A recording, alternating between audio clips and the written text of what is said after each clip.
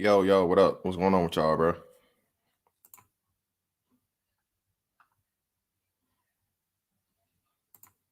Shout out to everybody in the building. Little Rock 2517, She's God, the General. What's going on with y'all, man?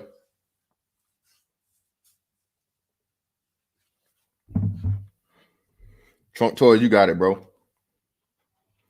Y'all see it, man. We finna get to it today, man. We about to get to it today. Shout out to Young Swift. Yeah, man. I gotta, hey, you know it, man. Shout out to King Ghidorah, bro. What's up? Appreciate you. Yeah, that's Kang. I see that Kang the Conqueror in your joint too, man. We got another comic fucking junkie out here, bro. Shout out to JT Hellstrom, bro. My man Coolin. Chad listened to the Migos song Fight Back and took it wrong way. Oh God, come on, hit him with the come on, man. Shout out to Dallas Cowboys, man. Knew what's going on, bro. Son is hot rod, you got it. Hey, yes, indeed, brother. Hey, you know it, man. Listen, we gonna get into it, bro. Appreciate everybody for coming through, man. Make sure you guys already like the shit in advance. Hey, just want to let y'all know, last night was fucking great, bro. I greatly appreciate everybody showing up to the stream. Shout out to my man Dollar Will for taking time out of his day to give us the cover of the technical analysis portion of the stock market trading, investing, lifestyle. That was very, very informative and educational. We proved that, hey, nigga, we do it all over here. And I gave y'all some nigga shit with it as usual. You know what I mean? So we got the education, we got the entertainment, we got the masculinity, we got all that shit. Yeah, dude. Exactly. We done went from the bitches being PhDs to the niggas being PhDs. Hey, man, everybody's a PhD, bro. I can't wait to get mine too. Shout out to Mike Shinnery. What's going on, bro? Listen, bro. Hey, man. Well, no, I don't blame that. But it's fake with him, bro. I can tell when it's fake bravado, bro. You can always tell the difference. But anyway, man, like you said, man, we gonna get into it, bro. So, this by all means is not a celebration. Make sure I preface this and make this, absolutely clear. This is not a celebration of Black women that are victims of domestic violence, whether it be intra-racially or interracially. Not a fan of it at all. Again, I told you guys my story. I grew up watching my mother be a victim of domestic violence. Men should not be fucking whipping on women. I just do not believe that. At the same time, women should not put themselves in position to be around men that whip on women. All right. So this is my disclaimer for anybody that's going to try to turn this around and contort and pervert this into, they celebrate. No, none of that is going on here. I have a mother, I have two sisters, I have a daughter, and I had a wife. Okay. So I do not in any way, shape, form, and I'm a fairly large man. I, by all means, would not go out of my way to whoop on a woman just for something she said or pissing me off. At the same time, though, I am not a believer in just let women whoop on you. I also believe that if and when a woman threatens a man's safety, she attacks him physically, that man has a right to protect himself. Okay?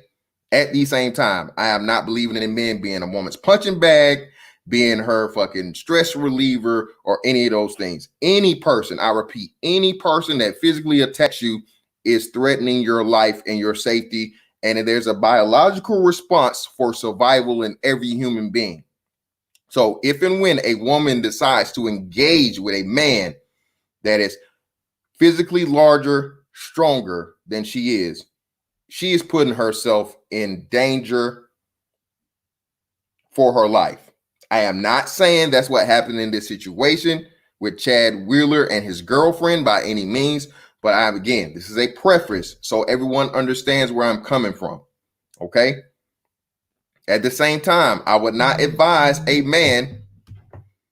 I I did not advise any man to physically strike a woman or abuse her to the point of where she's medically incapacitated.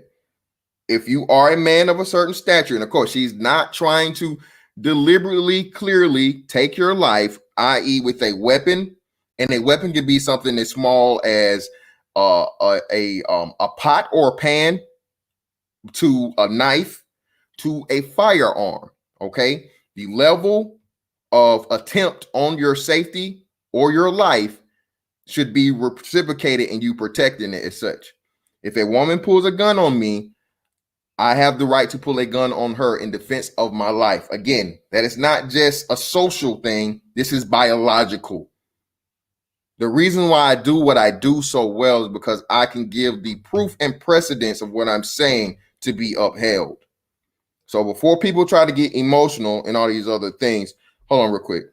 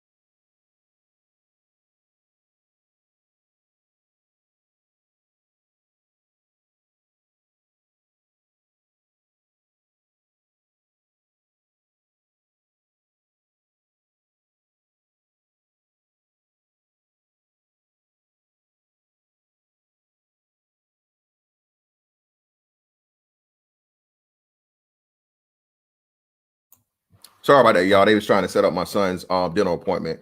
Shout out to Josh Quick. Thank you, brother. He ain't only that request that the bowing thing is a fetish. Thank you, Josh Quick, for the 10. And again, yeah, just let me. Yeah, I know I was muted. You my bad, brother. I know. But again, people, this is not for men to just no man should hit a woman. No, I don't believe in that. And at the same time, I don't think a man should just whoop on a woman because he's mad or pissed off. So we got that. We got all of those disclaimers out of the way. Let's get into it. Now, Chad Wheeler, a guy, I think he's what is he? Let's see. God damn it. I'm not finna pay y'all for this shit. Hold on. There we go. All righty. So Chad Wheeler, y'all motherfuckers think no, I'm not paying you, nigga. Well, let's get another one then. Oh, fuck it. New York Times think I'm gonna pay for this shit. Not gonna happen. Let's see, USA Today. Here we go. Chad Wheeler is an offensive tackle. All right. And he was charged with aggravated assault and strangulation, and simple assault, and an alleged fight with his girlfriend. Now they're saying that it's a fight. That's what they're saying is a fight. Okay. When running back Darius Juice was accused of strangulation, assault, or destruction on December 19. Okay, here we go. Tyreek Hill, Josh Brady, Greg Hardy, Kareem Hunt. If you have some talent like Wheeler, you got a shot. All righty. All right, this shit doesn't answer all the things. But anyway, listen. So everybody's looking at this big ass white boy. All right. NFL star, or what I would say a star, but NFL player. And shout out to Jessica X. I saw last night, man. of how two prominent female black YouTubers who are of the divestment community somehow turn this on black men.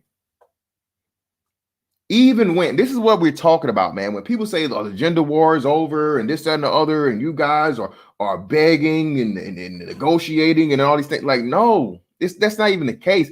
This is why I say, man, and I just had shout out to Bernard Riley. People said, now it matters because American black men. See, this is the example I talk about. When niggas are trying to catch you up in a gotcha moment over their obsession with, a female content creator that they don't care about, but they don't listen to, but they always bring her up, to try and catch me up in a gotcha moment. What gets lost is the important part of it. See, we say this in this sector. It's the reason why we put the black manosphere in front of, we say the whole thing, not like a Tribe Called Quest. We don't just say the manosphere, we say the black manosphere, because unlike just the regular general manosphere, which be, white, Hispanic, Asian, Caucasian, everything, but the black man, we have different circumstances. We play by different rules. We're looked at differently by society. And this isn't even just nationally, this is worldwide. Okay. So let's do a little bit of history here. Everyone remembers Ray Rice, right? That day when Ray Rice was in the hotel elevator with his now wife. I think she was his fiance and or girlfriend at the time. And they had a physical altercation with each other to where they're going back and forth, back and forth, back and forth. She hits him, he pushes her, and then allegedly, you can't really tell, she spat on him. She spit on him. Now, I don't know if you've ever been spit on, I ain't. But one of the rules of the ultimate signs of disrespect, even being punched or smacked in the face, it's bad for a man to punch you. It's worse for a man to motherfucker open hand, bitch slap you like a woman. But the worst, most disrespectful and disgusting thing in the world for a motherfucker to do is for him to hock up that damn, that sticky, phlegm and shit and in your face. Be it man, woman, camel, nigga, fucking Galapagos Island turtle, nigga, anything spits on you, nigga, that is the ultimate fucking sign of disrespect. And the rule is hands shall ensue. Now, you have to be careful at some times and be able to catch yourself, but this is what happens to the black man, right? Somehow the black man can't have this carnal, just natural reaction to ultimate signs of disrespect and assault, because actually in a lot of places, spitting on a person is assault, okay? It's assault. And whenever someone assaults you, you have the right to do what? Protect yourself. But anyway, so Ray Rice has this situation of where him and the woman that he's involved with, they're in an actual long-term relationship. They go back and forth. They have a domestic dispute, and this happens on tape. He hits her ass with that, with that strong. I forget if it was a right or left, but he hit her with that one hitter quitter, bro. Hit her with the one hitter quitter. She slumps like a wet dish rag. He picks her up, drags her out, and they go on about their business.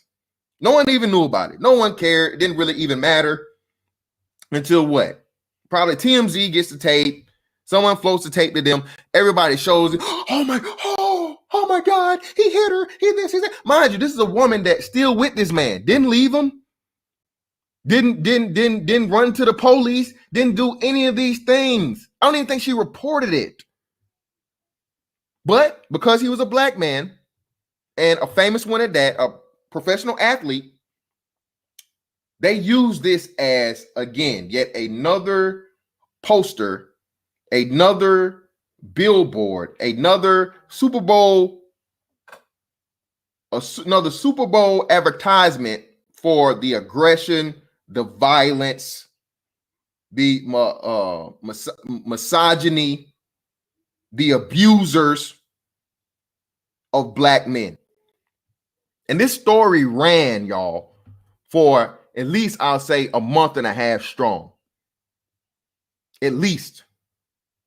Ray Rice, in turn, he was suspended, pretty much eventually cut, and his fucking NFL career was over. Same thing with what's the brother's name? Hardy. What's Hardy's first name? I think he was defensive end for started out with Carolina. The allegations and things came out about him abusing his girlfriend and whatnot, what have you. He also ended up under investigation. The girlfriend made the claim. She actually made the thing, but then she later on dropped the charges. Yet the NFL still upheld him to the thing, even though the actual Greg Hardy, appreciate you. Shout out to NBA fan for that help, brother. The first one that hopped up in there. Shout out to NBA fan. Thank you. And who's this just hit me with the cash app? Greatly appreciate you, brothers, for hitting me and supporting the channel. Make sure you guys are liking this. Shout out to D-Rock Den for the $5. Thank you, brother. Shout out to Village Arsonist for the $5. Thank you, brother. Greatly appreciate you. And shout out to my man West Rose for the 20. Thank you, brother. Greatly appreciate you. Before the hand. Oh, it's Caesar D1, man. Caesar D1 is still the manosphere fucking Santa Claus. This nigga dropped me $100 super chat this morning while I was in my sleep. Shout out to motherfucking Caesar D1, man. Up in here. Thank you, brother. So for the 100 ball. Thank you. And let me make sure I didn't miss nobody last night. Oh, Greg Oliver, my bad. Just Oliver hit me last night for the $2 too. Just in after the stream. So greatly appreciate you, man. So Ray Rice this story was ran. And I think if I remember right, Stephen A. Smith ended up getting suspended because Stephen A. Smith simply said what I said. He said the actual truth. Thank you, Mike. Thank you for the alley-oop, brother. Because Stephen A. Smith dared say, hey, nobody should be putting their hands on anybody. This brother was dealing with his woman, so on and so forth. They had a domestic dispute. This is something that goes on quite often. And, hey, nobody should hit anybody. Stephen A. Smith, again, who is now like the #1 highest paid sports analyst in the world, bro. Well, I won't say in the world, but at least in the United States. In the United States, right? Was suspended for that. He had some feminist crazy chick come at his neck and, oh my God, how dare you this? You're enabling, you're supporting an abuser, all these things again for, like I said, even as a black man. I got some smoke for Stephen A. Smith too, that's coming along with Shannon Sharp, all these pro-black racism, this, racism, that, black man, I'm a black man, I'm the black authority, all this bullshit, right?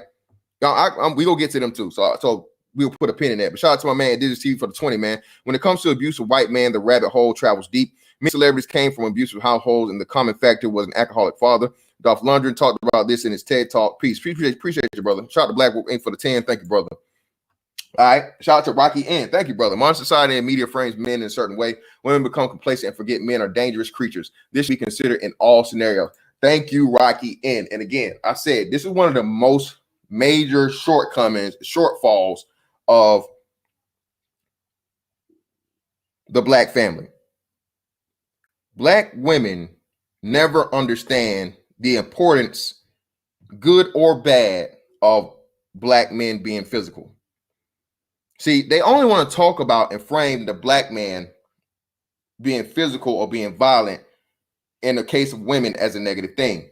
If I remember right, there was just a recent story of a brother that lost his life because he dared go try and handle somebody that was bullying his daughter over the internet. Man lost his life.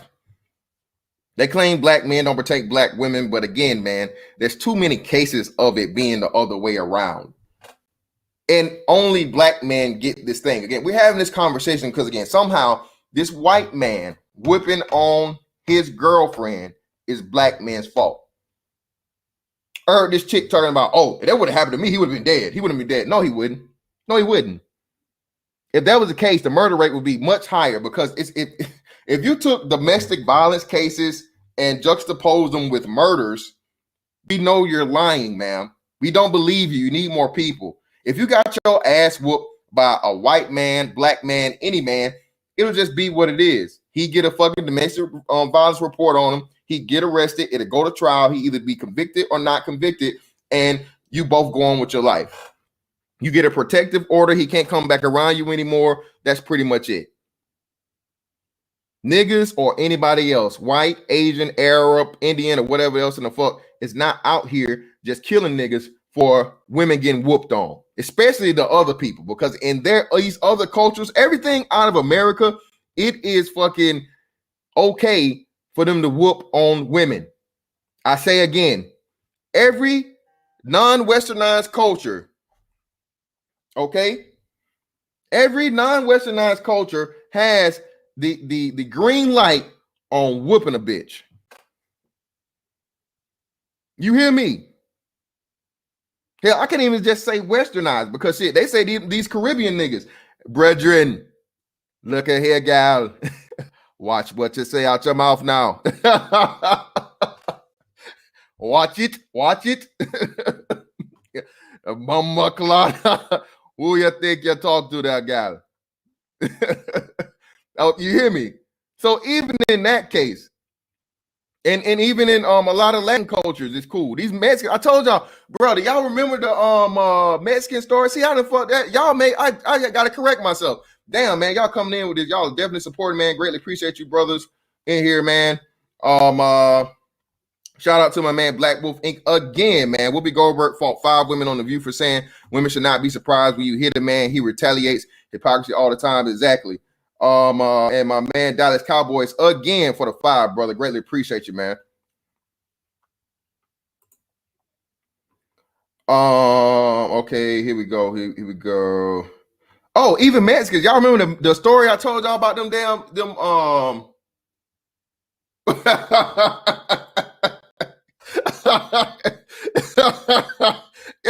them niggas, hey, a whooper.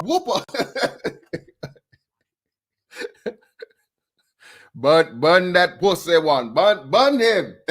Listen, so I told y'all the story, man. Me and my son before COVID hit. We were out and we had came out of like one of the little trampoline places, right? And fucking Jose and Maria was coming out of the thing, mind you, with 3 kids, 2 of them walking, and one of them was in a stroller. They go out past us, and he getting in something like a Ford Explorer or a minivan, some type. It was an SUV or a minivan. I can't remember exactly, but somehow, Maria had either something she wasn't supposed to have in that phone, or she wasn't paying motherfucking Jose the proper amount of attention, or what. But whatever the hell Maria did, Jose took that motherfucking phone, nigga, and he threw that shit, nigga. He threw that shit down like he threw that shit down like some goddamn dice, nigga. Just bow. I was like, God damn. I was like, Dios míos. I was like, Dios míos. Like, what? Whoa. I felt bad for Maria, man. But you know what Maria didn't do? Maria didn't scream help. She didn't run off. She didn't cry. You know what Maria did? Maria dropped her head, looked down. You know, he probably called her all kinds of puntas and maricones and shit or whatnot. What have she took that fucking verbal tongue lashing? Not saying that she should have. I'm not encouraging this. I'm just telling the story. And after he was done verbally fucking berating her, after she just took her phone and treated that shit like goddamn like a fucking like a medicine ball, like this nigga's doing medicine ball drills. She kindly picked up her phone and the pieces of it that she could retrieve, put the kids in the car, hopped her ass in the passenger seat, and they drove off.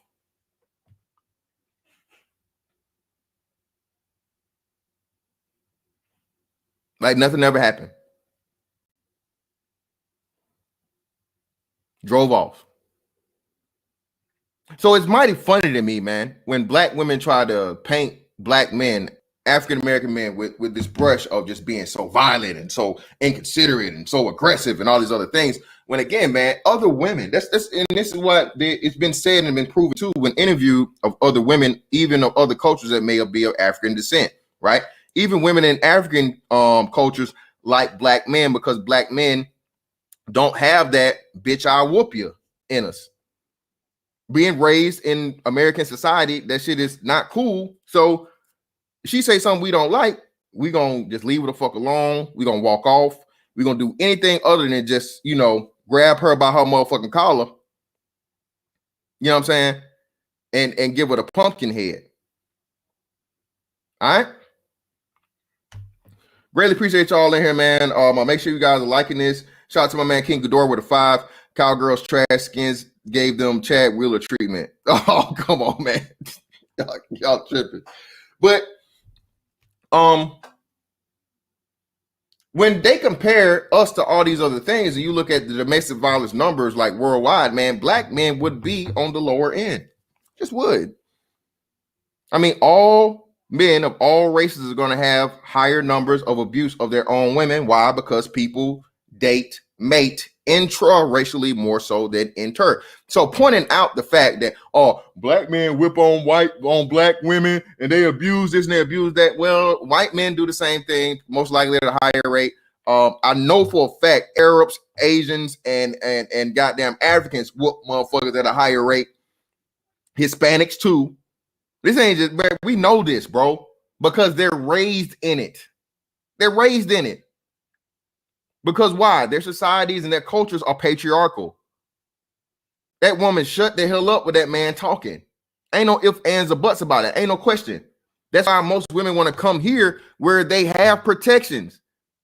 Ain't no domestic violence in Mexico, bitch. Ain't no domestic violence in Uganda, bitch. You ain't finna go to Cambodia and get no domestic violence charge, bitch. You better, he already told you once. He done told you once. That's the attitude of these other cultures. And yet and still you guys want to celebrate them.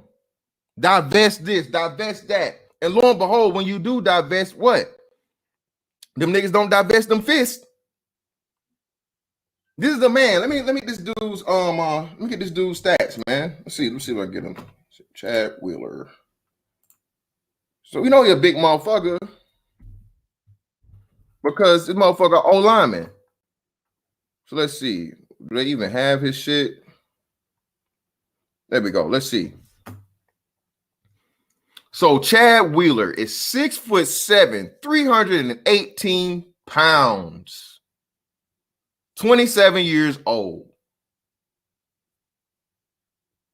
Professional motherfucking football player in the NFL. Professional football player for the NFL.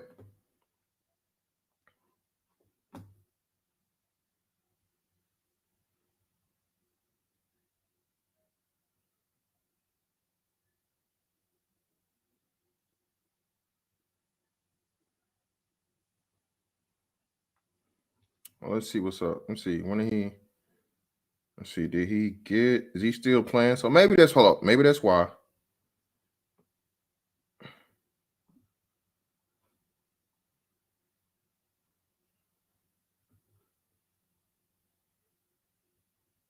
Okay, no. So again, he's on the roster. So they not, yeah. He was promoted to active roster on December 12th. He was waived January 27th, 2021. So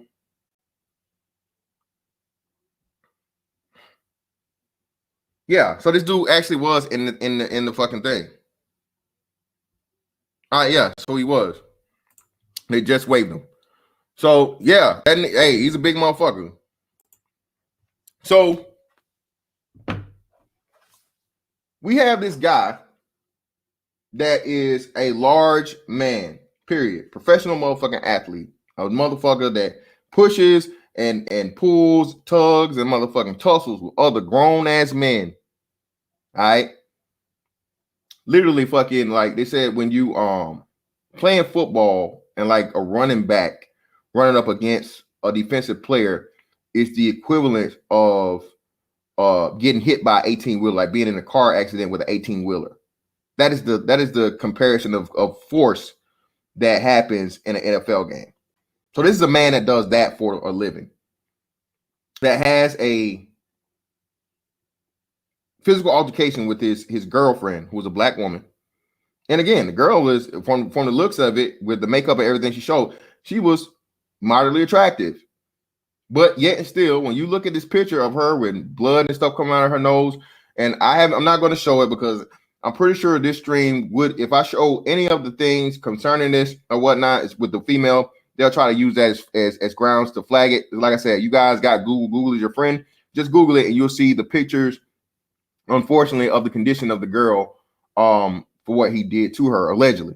All right. Well, all this still alleged because hey, this it's a charge. He hasn't been proven guilty, even though it's pretty much foregone conclusion that he did this thing. At some point, they said he believed that she was dead, and Buddy went to go just have his meal, nigga. He choked her out, dislocated her arm, and left her. He went, I need a sandwich. But yet still, somehow, the divestment crew is blaming this on black men and bringing up black men as abusers versus the fucking white man that whooped this black woman, saying as to how we're pussy and we're this and we're that because this white man is still alive for, again, dealing with a woman that chose to be with him.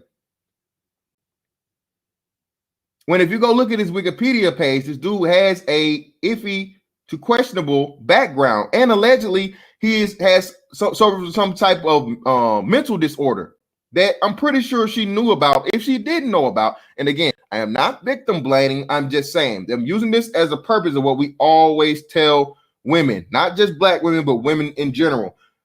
As a woman, whenever dealing with a man, it is your responsibility to know who and what you're dealing with because you're in danger. A man could literally kill you with his bare hands. So when a man has a mental disorder or he has a history and a past of violence, it would be wise for you probably to not choose that man to be in a relationship with. I will also go as far to say is this was not the first time. Usually this is how it happens. Isn't the first time where he got physical with her, but because he's an NFL guy, quote unquote, high value man, and she's able to be afforded certain type of lifestyles through this white guy, and him being a white guy is a major part of it because this is what I can promise you. Okay, well, I'm not going to say promise you, but we'll say more than likely, if it was a black man doing this, she would have no problem reporting it, putting it out there, all these other things. Because if we just look back not too long ago, there was another, he was either offensive or defensive lineman in the process of picking up his child, a black man who was assaulted on camera by his baby mother while trying to, exchange the child, and no one cared. No one cared. We covered it briefly. We talked about it, but even black men, because we're so programmed, we're so fucking just, oh my God, bro. I don't want to say, I'm not going to use the word I want to use because that will be shaming, but I'll just say we're so programmed, bro. And we're so beat down mentally that even if and when there's a clear case of abuse, we don't really talk about it because you'll be looked at as soft. You'll be looked at as a coward. Oh, nigga, that's just a woman. You built for that shit. You a big ass, strong ass, lineman in the NFL. What the fuck you crying for? Oh, puss ass nigga. La, la, la, la. And it's like, bruh, do you understand? Anytime that a woman puts her hand on a man, she is endangering that man's life like in 37 different ways. Especially the bigger the man is. Woman making a fucking claim about a man abusing her along, whether it be physically or sexually or whatnot, is the easiest thing in the world to do. She does not need any evidence. She does not need any proof in that case. And even more so when it's a black man, that man is guilty until proven innocent. Physical abuse for the black man is a automatic guilty public of opinion offense, bro. You're automatically guilty. Automatically. And even if you say something to the point of where, okay, well, hey, I did not hit her. I did not strike her. She was hitting on me. She was beating on me. She was this, she was that. And what I did was I restrained her. Oh, look. Oh my God. Oh, see, he admitted he hit her. He touched her. He hurt her. Well, damn, brother, restrain. What are you supposed to do? I tell motherfuckers this all the time. I don't give a fuck how strong, how big, however the fuck you are. Bro, if I set you down in a chair, it would take a lot of like serious motherfucking Army Ranger, Navy SEAL, MI5 type level shit.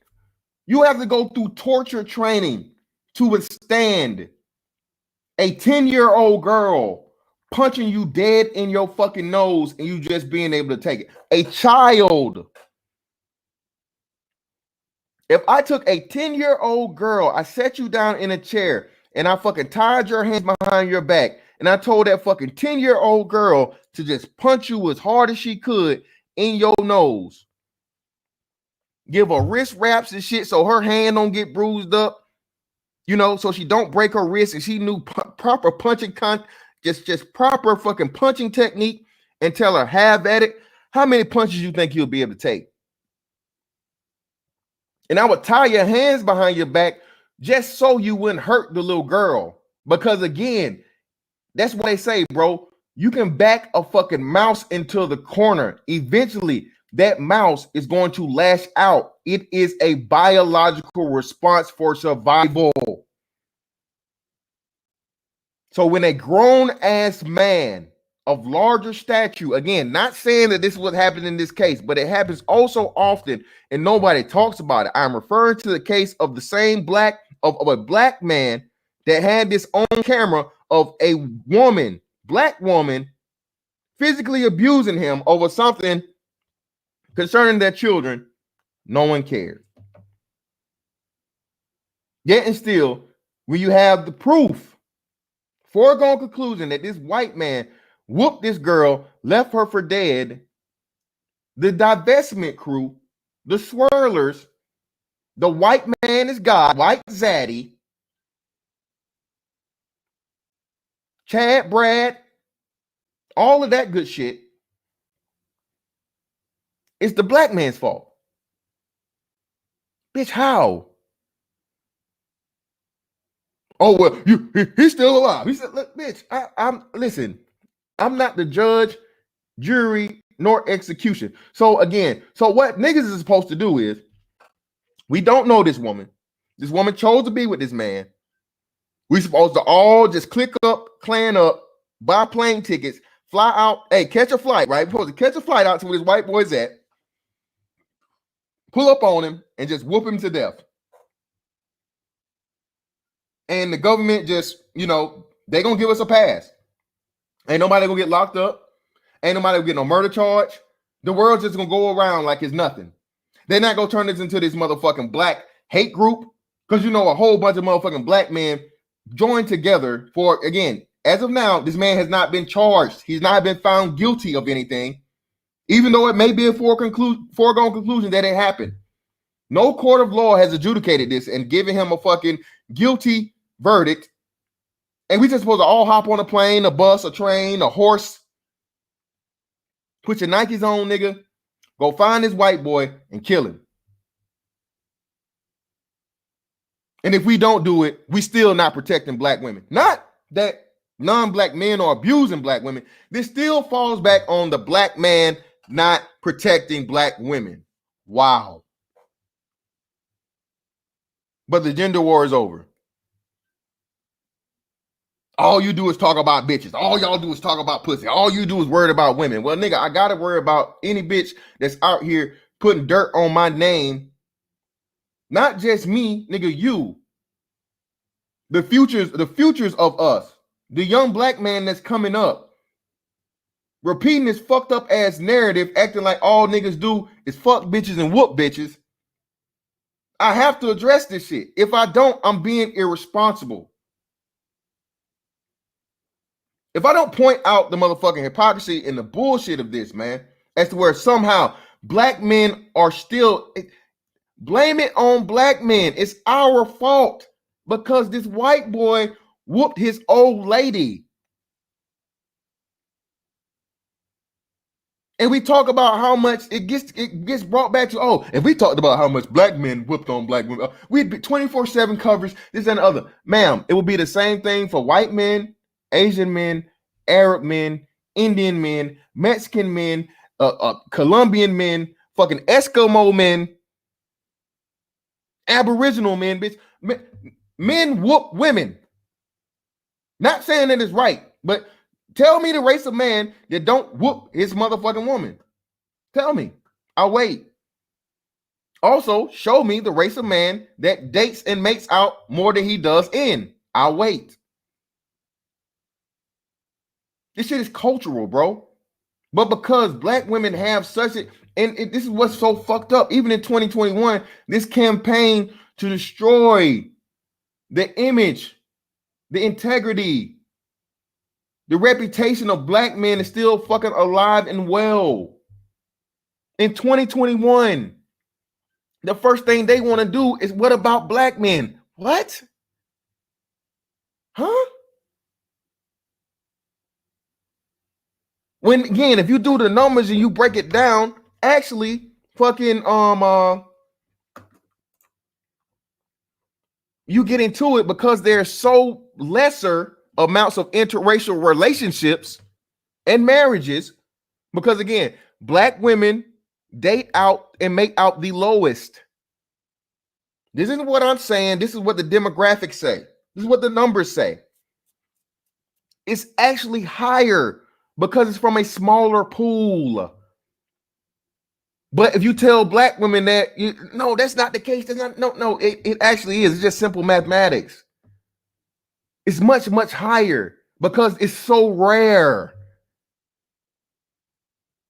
But of course, we can't say that, because if you say that, then, oh, well, you know, that's not really what it is. You're getting too technical. And it's, well, what? You want to know the facts? You want to shit on niggas all day? Because what does this do? Does talking shit about black men in this situation unwhoop her? Does this unabuse that woman? Does it fucking put her fucking arm back into the socket? Does it keep that blood or that fucking very, very graphic picture? Does it clean it up and dry it up and never force it to get there? I don't think it does. I don't think it does. But yet and still, here we are. It's our fucking fault, as usual. Shout out to Indigenous TV again. Halle Berry's white ex-husband calling her that N-word bitch, bro. Getting physical with her. He was always mad that daughter's hair was way too nappy. Shout out to my man Charles Merger. She expects you to clean up as a step sucker. Of course, she wants you to extract advantage on her choice of men. Listen, bro. Yep. Shout out to my man Blazer Stampede. Thank you, bro. That's simple math, bro. Simple math. Shout out to my man Watch Gamer. Yep, they hate math and science. That's why they don't fucking deal with STEM. They tried to force them to do it and they won't. So when you look at this shit, man, what is there for a black man to do? You know, because Ray Rice, Greg Hardy, and whoever else you can name or think of, anytime that you allegedly or actually, because with Greg Hardy, to everyone's knowledge, it was all alleged. Shout out to my man, Sir Bezanti, for the $4.99. Thank you, brother. That shit's put on Front Street. Ran on ESPN, CBS, CNN, all this other shit. But somehow this white boy right here ain't getting no coverage. And it's proof of it. I'm going to put it over here. Let me see. We're going to share the screen. We're going to share the screen. Let me share the screen real quick. Give me a second.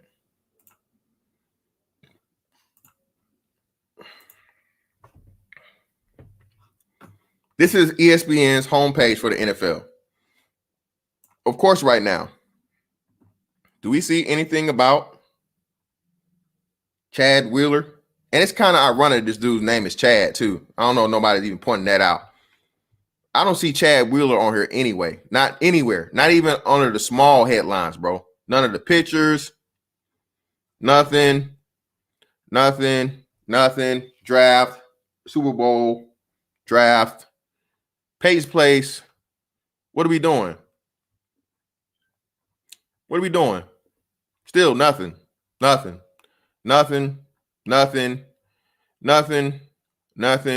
Let's go all the way down. Nothing. Not one mention. And this is where I get into the portion of where this is how I know Stephen A. Smith, and I didn't go to Fox, but I imagine it's the same thing over there. Ain't shit. Shannon Sharpe ain't shit.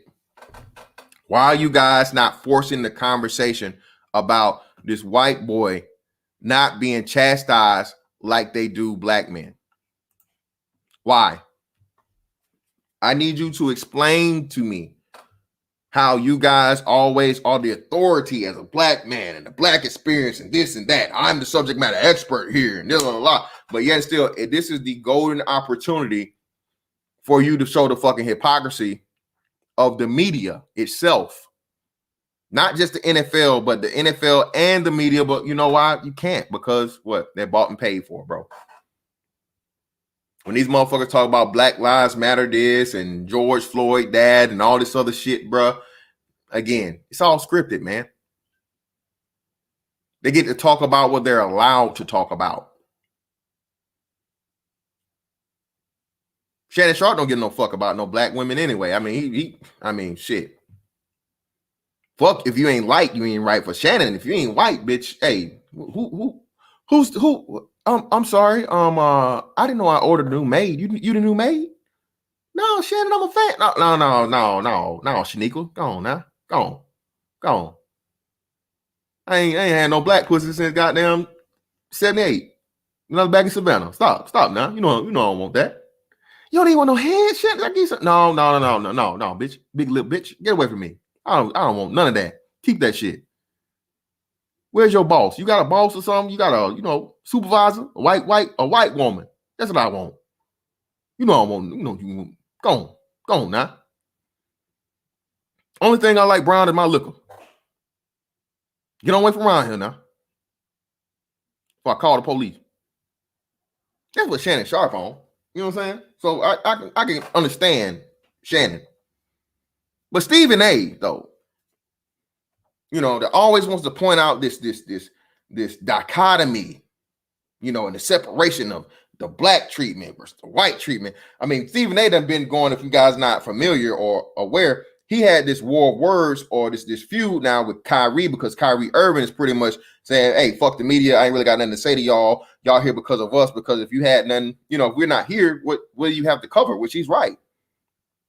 On his face, at face value, Kyrie's right. I mean, it does get far more deeper than that, okay? Because at the same time, you can't build your lore and your fame and your popularity as an athlete without the media. So I understand that part too. But on his face, Kyrie is right. Without us, what do you guys have to write about? We're the story. We're your stories. So you need us more so than you know what I'm saying? We need you. But I digress. So instead of him, just like he went at Kyrie Irving, getting out here and preaching and prodding and throwing the shit down the gauntlet. And hey, man, this is a travesty. This is fucked up. Blah, blah, blah. These white men out here whooping on these black women and what,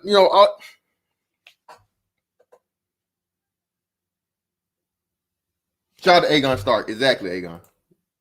Exactly. All these motherfuckers bought and paid for, bro.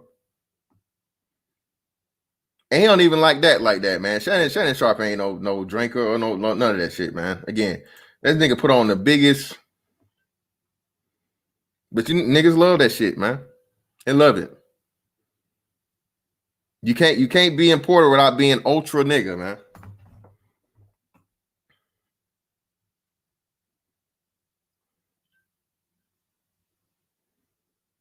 But again, bro, here we are.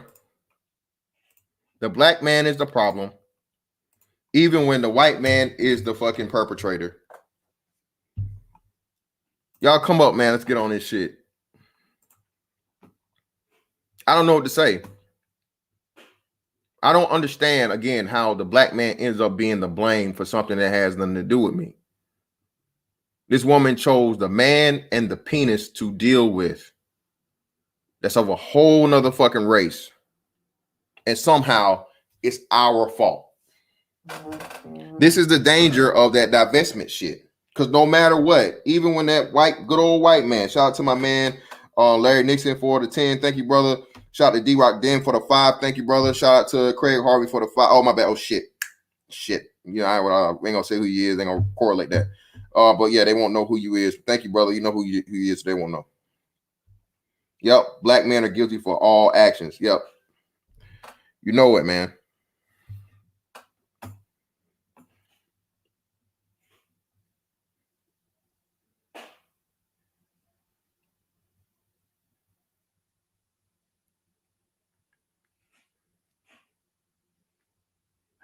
That's all I'm here to say, man.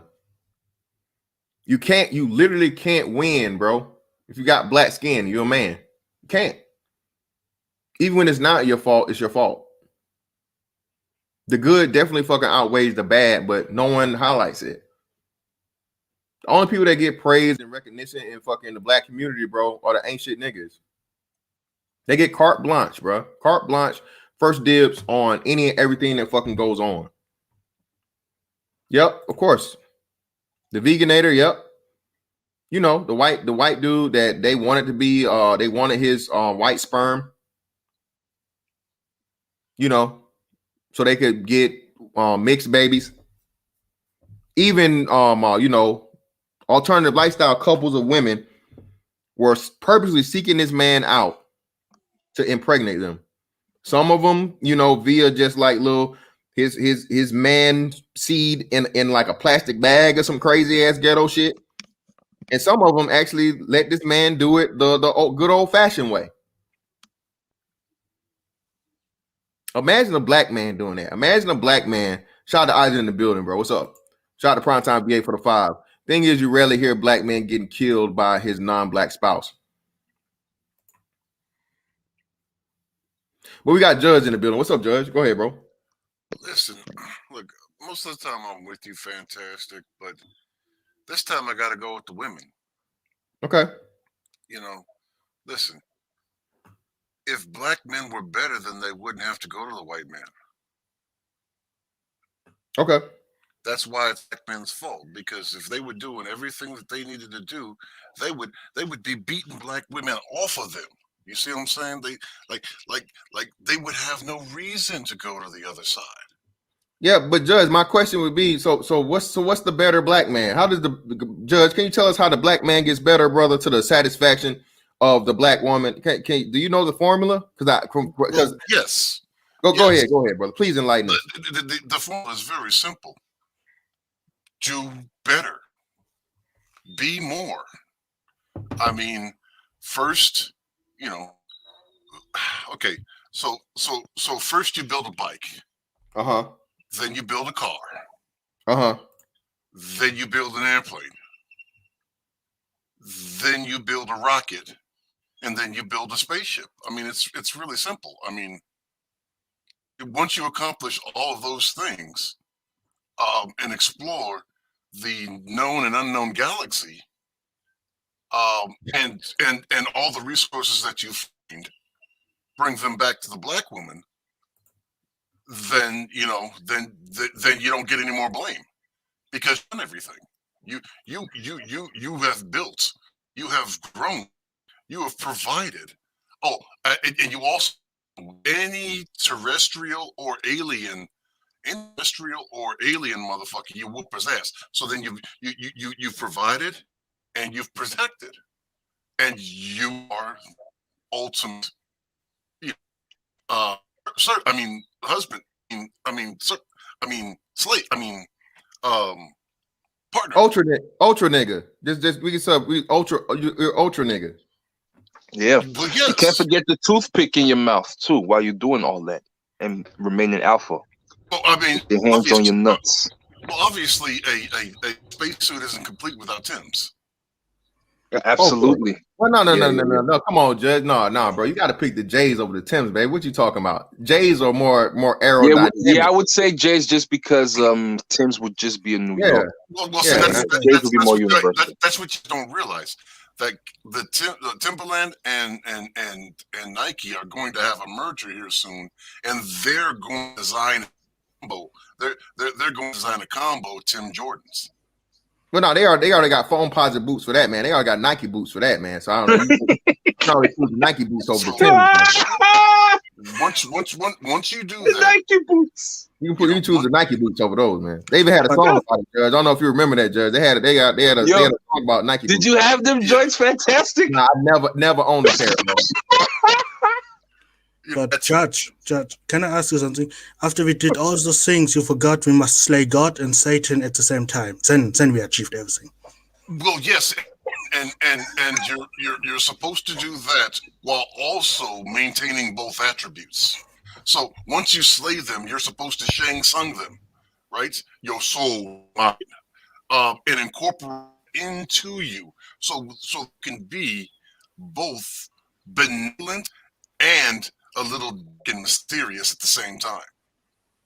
I mean, once like that, it's Black's own fault that they haven't achieved these things. Well, Judge, brother, you sound like. Do you have a program for this? You got a $19.95 or $29.95 program that we can sign up for, brother? Because I mean, it sounds like you got something there. I don't yet, but I will start my channel soon.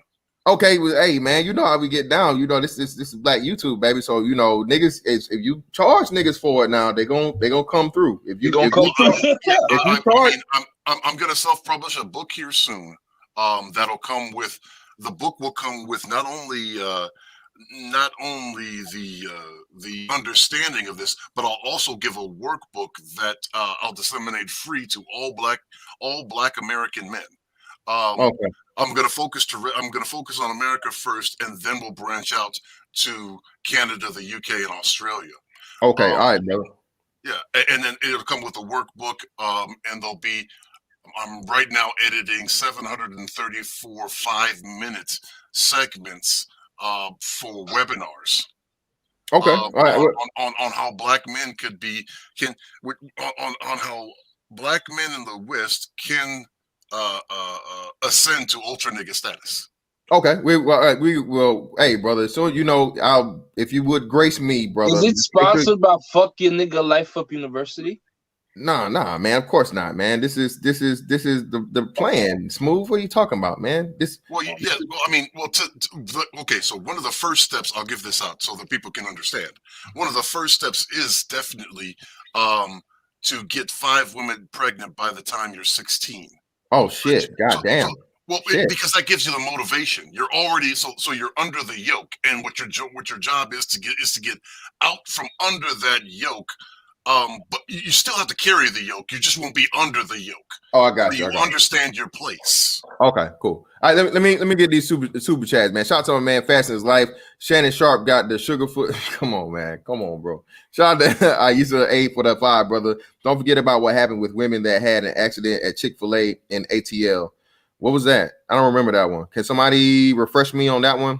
Chick-fil-A accident in Atlanta? I don't know about that one. Shout out to my man Extra First for the 5. Like Shoot the Shock to say it ain't my fault. Hey man, I definitely agree with you, brother. That's bullshit though. That's bullshit. Look, fantastic. Look, this is what should be happening, right? Anytime that you see, right, a sister, right, a queen with one of them old, O-phase, you know what I'm saying? Mm-hmm. Anytime you see that, what you should do is you should get on the nigga hotline, right? So that we can dispatch. The team of niggas, the 100 nigga army to go whoop that motherfucker, right? No, not to whoop him. Stop it. Not to whoop him, just to observe, right? Oh. What they need to do, we get on the nigga ninja line and we hotline and dispatch. Like we need a round the clock surveillance. So that should that queen be in any trouble, find herself in any predicament that she cannot get herself out of with that old mayonnaise guy, then, you know what I'm saying? They can swoop in, SWAT style. I agree with David Taylor. I agree with David Carroll. We're dealing with a mental disorder here. How do you expect men that you're constantly disrespecting to come and defend you against the men that you say are better than? I mean, where they do that at?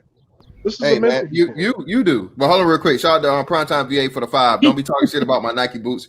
Appreciate you, bro. The y'all DMV niggas. Y'all did give us phones though. Yeah, I know.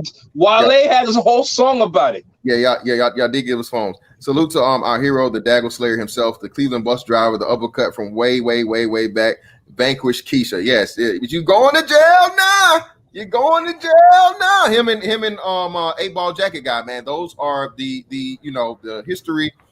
historical Mount Rushmore of protecting yourself as a man. Okay, there is no such thing as gender when it comes to protecting your freedom. And in the bus driver's case, he's protecting the lives of all those passengers that could have died by that woman physically. She spit on him too. She spit on him too, right? Mr. Fantastic.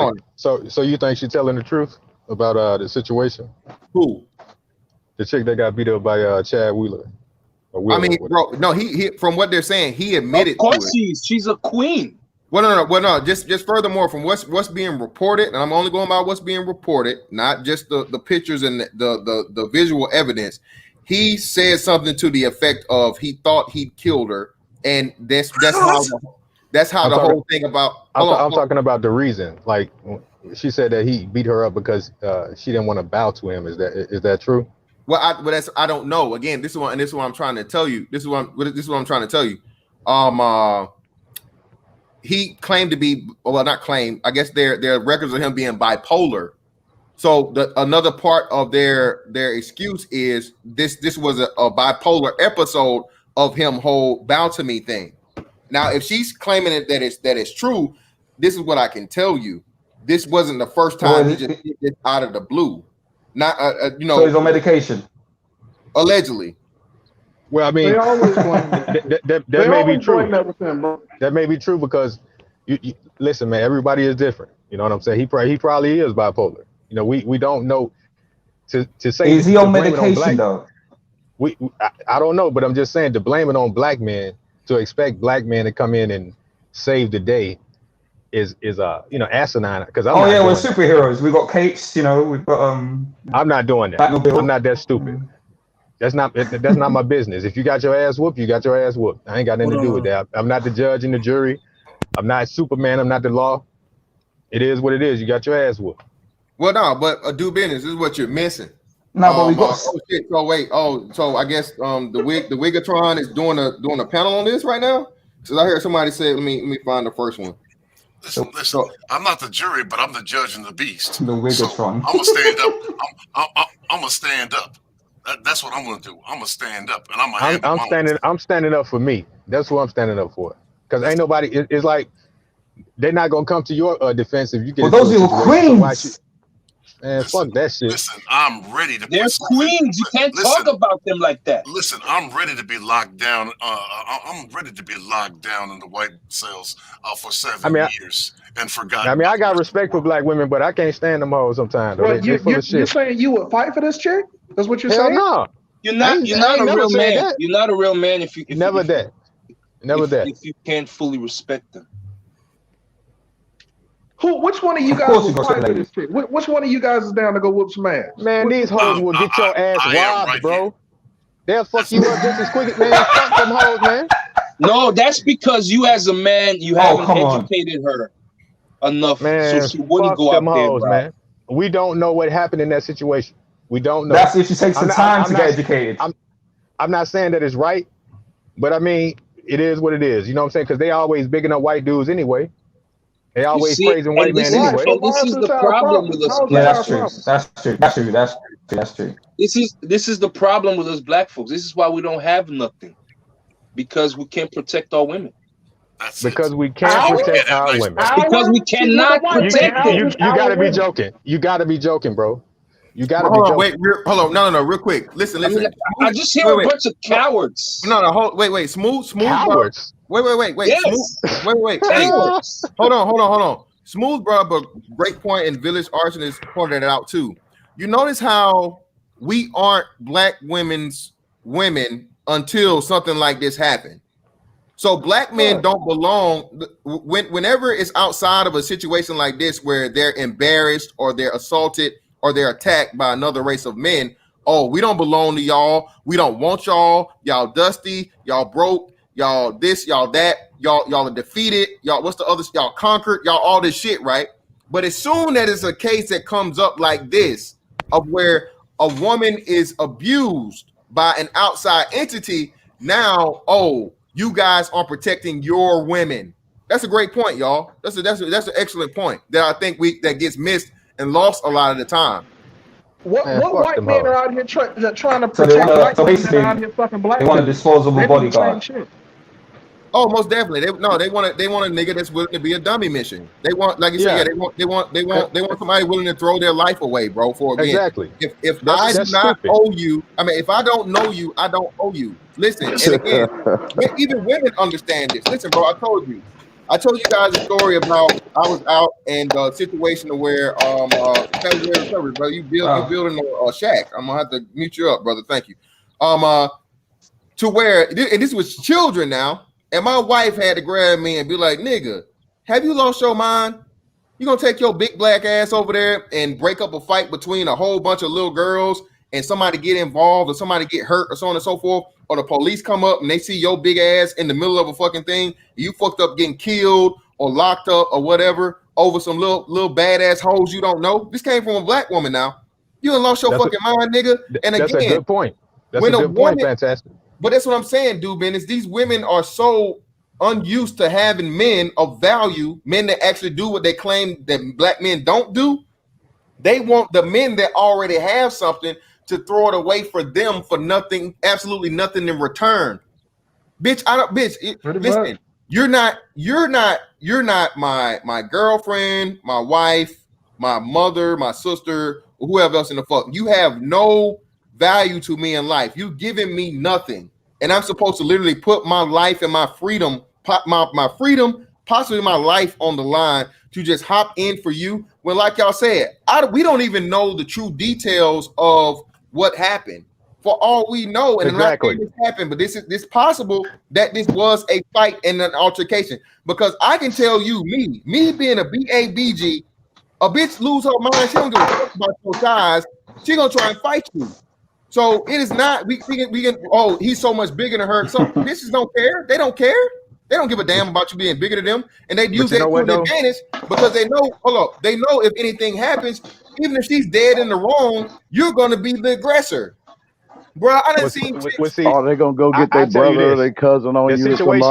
The situation that happened in New York, now that was messed up. When the sister was in there at the liquor store buying liquor, and the guys were trying to, ask her, can we pay for your liquor and all that? Then she told them no. She went outside, and they harassed the woman and beat the shit out of the woman and put her in the hospital. Now that situation is fucked up. I stand up for that. But that bullshit with the white dude, man, nobody give a fuck about that shit. Wait, do business. I'm not standing up for that, nigga. I'm not the police. Nah, I'm just saying though. That's fucked up. That's all I'm saying. That's fucked up. And I understand that it's fucked up too, but this is why I'm do business. Them niggas need to be put under the jail for that shit. And I agree, but do business. They supposed to be put under the jail, not under your hands, your fist, or your gun. Are you going to risk your freedom or your life for some shit that you actually don't know the context to? Bro, if I was there to protect women, if I was there, I would have told them dudes, man, just going on about your business, bro. Just because that's bullshit. I wouldn't have fought them niggas, but I would have told them niggas, hey man, y'all need to just leave the sister alone, bro. She don't want y'all, bro. She don't want you to buy her nothing. You don't know that. You don't know that. You don't know that. In that situation, that's fucked up. That's fucked up. Listen, we as men, you used the perfect word right there earlier. We need to stand up against the abuse. Now let's break down that word, abuse, right? That is ABU. AB stand for Aryan Brotherhood. Women being used by the Aryan Brotherhood. We need to stand up against that. Hey, that makes sense. Wow. Let me read these. How can you say we've got to ghetto gaggers, man? Get to you, brother. Hold on, Devon. I'm gonna get to you. Ghetto gaggers. Shout out to Fast and Life of the $2.99. Victim had Jessica Edge complexion, silence, darkism. Yep, yeah. She definitely wasn't no dark skinned chick. This chick was kind of light, and she definitely got she got beat dark. around her about her face and eyes. Shout out to Darius. Wow. I'm just saying. Darius P for the 199. I'm SYSBM, but y'all can say that's so funny, man. That's so funny still. But yeah, but let me see. Oh, shout out to my man. I think it's Prime Time VA again. Let me see. No, Erks the First. Shout out to Erks the First again, man. I wish I would fight over a woman I'm not intimate with. Yeah, bro, not even, bro. It's just crazy. Oh, fuck that's that. my man King Sigma, bro. Hey, all right, yeah, King Sigma in the building, man. I'm gonna make sure I get fucking King Sigma up here, man, too. But go ahead, Stefan. Go ahead, brother. Steven, I'm sorry. Go ahead, brother Steven. Go ahead, you got it. Steven, it's on you. All right, well, my man, where you at? Key Snake Man, go ahead, brother. I just wanted to say, why are black women surprised that white men do such shit? Say again? Why are black women surprised that white men do such shit? Do you know the history of the white man? He's the most violent man on earth. Well, that's not true. Bro, where you from? German? No. Well, true. Again, this is not that they're not surprised. In this motherfucker. Well, hold on. They're not surprised, bro. They purposely overlook it and they purposely deflect from it. Again, we're having this conversation because it's black men's fault this woman got beat up by a white dude. That's why we're having this conversation. Are you from Africa, my brother? The guy that just spoke. Are you from Africa? Yeah, it's for Yep. Okay, well, Africans. You don't have that problem. You don't have that problem. Listen. Let me say this right quick. Africans are some of the most violent people on the planet. There's a story about a black man. There's a father. Listen to me. This is an African dude. This dude cut his son's hands off because he disrespected him or disobeyed him. He cut both of his hands off. So you're not going to say that What's the point? The white man. What's the point? What kind of dude? Even nobody in America disciplines their children like that, bro. You gonna cut your son's hands off because he disobeyed you? Africans were so Hold on. If Africans were that violent, you wouldn't have had Rhodesia and that shit. They're not violent I'm enough. telling you, this is real shit. They're not violent in Africa. enough. Can I counter the point very easy? They cut women's lips off in Africa. They cut their nipples off. counter- What are you talking about? Do Can I business. counter the point? Can I counter the point? All the things you have. Don't ever say the white man is the most violent, Hold bro. on, That's hold not on. true. Hold Y'all on. Africans is Can I violent on a Can I whole nother answer? level. Can Y'all I worse than the answer? niggas in Do Chicago. business. Can I Do answer? business. Yeah, let him answer, bro. Do you think all the things you have, you got? One at a time, fellas. We got. Go ahead, Steven. I got it. Go ahead. Yeah, do you think all the things you have, you got peaceful means? Do you not think all the things you have blood on them? Man, y'all African dudes are over there getting their daughters pregnant. Old ass 60-year-old dudes is fucking their What kind daughters. of Africa are you living in? Get the fuck out of here. What kind of Africa are you living in? I gotta mute you niggas up. Wait. Do business, brother. You're making this about a whole nother like topic that has nothing to do with this. Why are you turning this I'm into just saying, bro. Don't say that the white man is the most violent, bro. Do business. Have you ever been to Africa? Yeah, but I ain't never going to Africa. The hell I want to go over there for? Okay, that explains everything. Go look up King Leopold if you want to talk about cutting off hands. I got the book in the house, bro. I got the King Leopold book in the house and Cecil Rose. I already. That's the past, so then what bro. the fuck are you talking about? You caping up for this white man. You talking about cutting off hands. He did it to millions, nigga. What are you talking about? I mean, we can open the history books, but hey. Yeah, man. Yeah, you do business. I mean, listen, bro. Again, we're not gonna make this we're not gonna make this the African niggas ain't shit fucking panel, bro. Let's stick to the point, because again, you're doing I ain't what got the nothing against nobody. I'm just saying, don't put that Yeah, on the but white man, bro. Why are you caping up for this white boy, bro? Hold on, I have one thing to say. World War I, World War II. You say what now? World War I, World War II. Yeah, exactly. Yeah. Okay. So I continue. I'm about to. The annihilation of the Indians, what they did in Asia. Should I continue? Yeah, go ahead. You got it. Go ahead. What after the segment, the enslavement, the caste system, the taking away of the land. Should I continue? And now we have Chad Wheeler. And now we have Chad Wheeler whooping ass. Stone cold stunning bitches through goddamn living room tables. Man, you don't know Don't what tell happened, me the bro. white man is not violent. The fuck are you talking about? Ain't nobody say the white man was a violent, but don't say he's the most violent because it's not true. Nobody even said anything of that sort. You just went The on African the whole dude just tirade. said it. What are you talking about? What do you He mean? just said it. The African dude on the panel just. Hold on, And the white folks. Mr. Kuiper. Mr. Kuiper, I said one of the violent. He's idiot. And the white One folks of been the known to. And the white folks Africans been did it known to too. be the ones. Okay, yeah, let's get back Bottom on topic, line is please. this white boy is not getting the Ray Rice treatment, and that's a fucking problem. Ray Rice Exactly. Okay. He's not destroyed getting the in the Ray media. Rice but- treatment, This and that's fucking white messed boy, up. they We're tried on to sneak topic. this Ray under the Rice was table. on video. This Ray is Rice was on bullshit. video. There was no It way he doesn't was getting out of matter. that. You got pictures Which of the it does goddamn matter. bruises and beat marks, nigga. What are Ray you talking Rice about? was What's the on video? video. You mean Okay, to tell you got me? pictures You mean now. to tell You me got that if pictures this now. dude was black, you mean to tell me that if this dude was black doing that stuff, people would actually need to see the video to know Exactly. that he fucked up? Fellas, the point Exactly. The is, video is what are we ultimate gonna do to proof. protect these The black video, women? the videos don't lie, bro. He was on camera, bro. They was out at Pictures a. don't lie either, nigga. And the What bottom are we line gonna is do to he's not protect getting these the black same women? treatment. He's That's not the getting point. the same treatment. You don't know that. You don't know that. What are you talking about? Bro, where's Gail King? Where's all the interviews? Where's Where's his Oprah? name Didn't splattered all over the Fantastic media? just show Where a is it? fucking It website just where happened a his couple name of wasn't days even ago, mentioned man. It just once? happened a couple of days ago. No, bro. I don't give a Hold on. fuck. Wait. Ray Rice was all Yeah, over the Whenever it news. happened, whenever it happened. Okay. Hold on, It real was quick. Yeah, wait.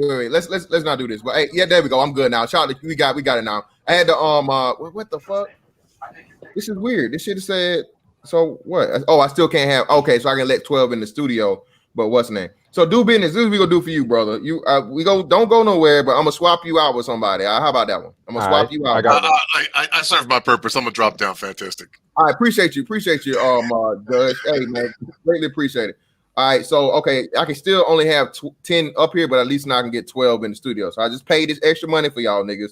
So y'all keep coming up here. Greatly appreciate y'all. Go ahead and where we at? Village Arsonist. I don't think you had. No, yes, you said. But let me get the unspecial. I got two brothers up here that said anything. We definitely want to get to King Sigma. King Sigma is always one of the first brothers on something like this. If you guys aren't subscribed to King Sigma, make sure you do. His bottom shelf Brad coverage is always very informational and intriguing and all of that good shit, man. So make sure you guys go check him out if you haven't already seen his video. Go ahead, unspecial. It's on you, brother. Go ahead. Right. So I don't have much to say about this, at least for the initial from the start. This is just exposing hypocrisy on two fronts. First, the media, and then two, on the crusties and swirlers on YouTube. From the media perspective, credit to Village Arsonist. He's not getting the Ray Rice treatment, and this has been bubbling under the surface for a while. And we can't bring the argument that there was video for Ray Rice. The moment people found out about Ray Rice's situation, everybody was investigating what the hell happened. And even before the full information came out, Ray Rice got totally vilified, right? In this particular case, it's been bubbling under the radar. We don't have people suddenly trying to find, hey, what the hell happened?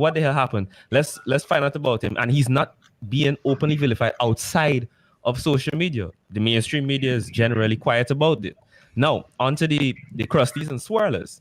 You suddenly hear them making all the collective arguments, but then now they're like, oh yeah, this is just one time. He's kind of bipolar. Bullshit. So, that's the main problem. I'm sure the other guys have a lot more to contribute. So I'm gonna put it on pause for now. Hey, what's going on? Yeah, go ahead. Wait. You can't jump the line, brother. Wait. I didn't know. Yeah. Hold on. We got my man Ray Hanma in the building. Go ahead, Ray. Yeah, man. What's up, bro? You got it, bro.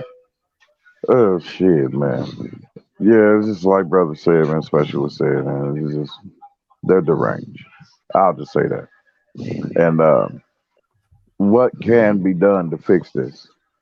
And the only way for this to be fixed is for us to keep getting this red pill knowledge like we've been getting, you know what I mean? And what you brothers like you, Mr. Fantastic, and others are doing, and it's good as you keep this news up, of this fuckery. Don't ever stop, you know what I mean? Because, it's gonna get stronger. And that's how I feel where this is gonna go. And this is the only solution, you know what I mean? Because the other way, the Keith Sweat way and all that shit, that shit didn't work. Mm-hmm. You know what I mean? So all that shit they showing the sitcoms and all that shit, like I be telling people, you know what I mean? It's bullshit. You know what I mean? Now I'm looking at it like after, taking in all this knowledge, you know what I mean, for this past 5 years.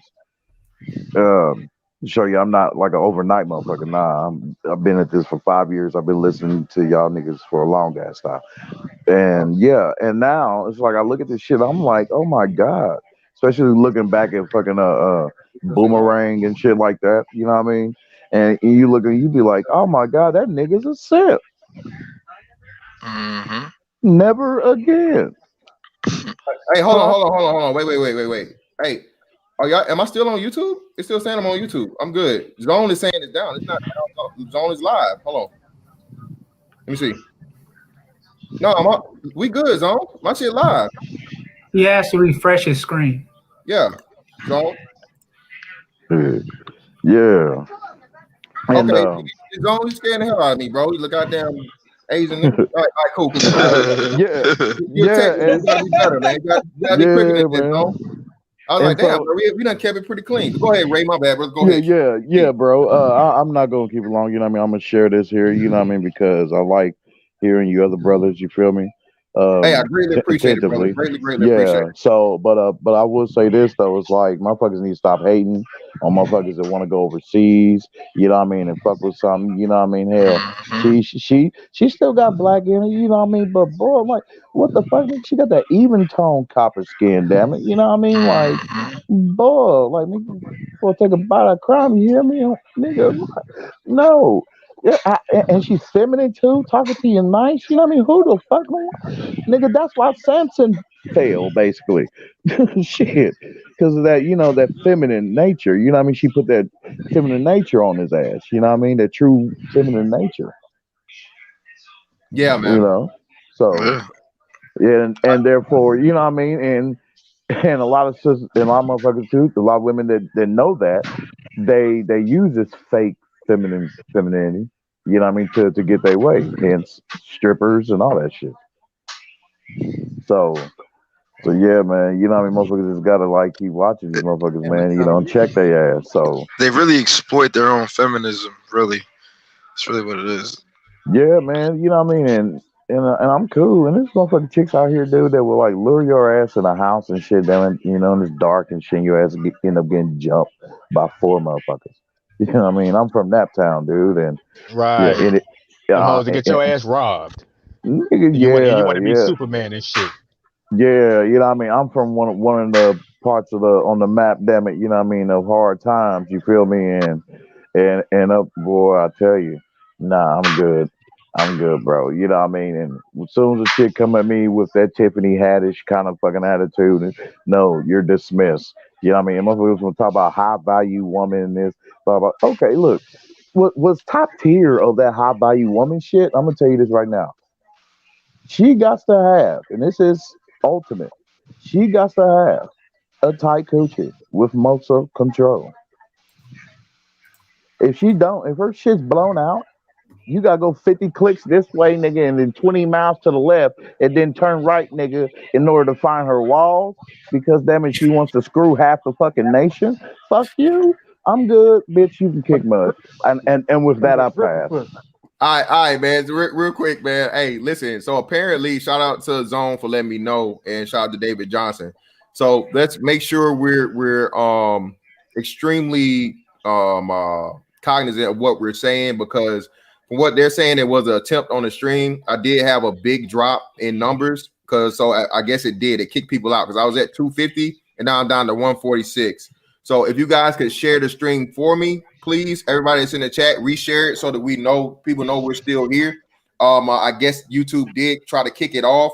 That means it was a false flag, or somebody did something to it. So please share the stream and like the stream, bro, so we can get the numbers back up. But Probably one of them Shira 7 followers. One of the most stinking ass black bitches did that shit. That's what I'm saying, bro. So again, let's just make sure. Big bro, fantastic. Yeah, see, everybody's saying that the thing. So yeah, man, they did something, but it is what it is. We got my man Savage Red Recovery in here. Go ahead, bro. Yeah. Savage Red Recovery. Can you hear me? Yeah, what's going on, guys? You got to go ahead. So if this was a white chick was getting her ass whooped by a black dude, no one I know is gonna parachute over there and protect her. Like, no one would feel obligated. Like, my mom would tell me, hey, you know, you need to go take care of that because that's your sister. But if it's just some broad I don't even know, I'm not about to go get locked up over some broad I'm not even having sex with. Like, that's stupid.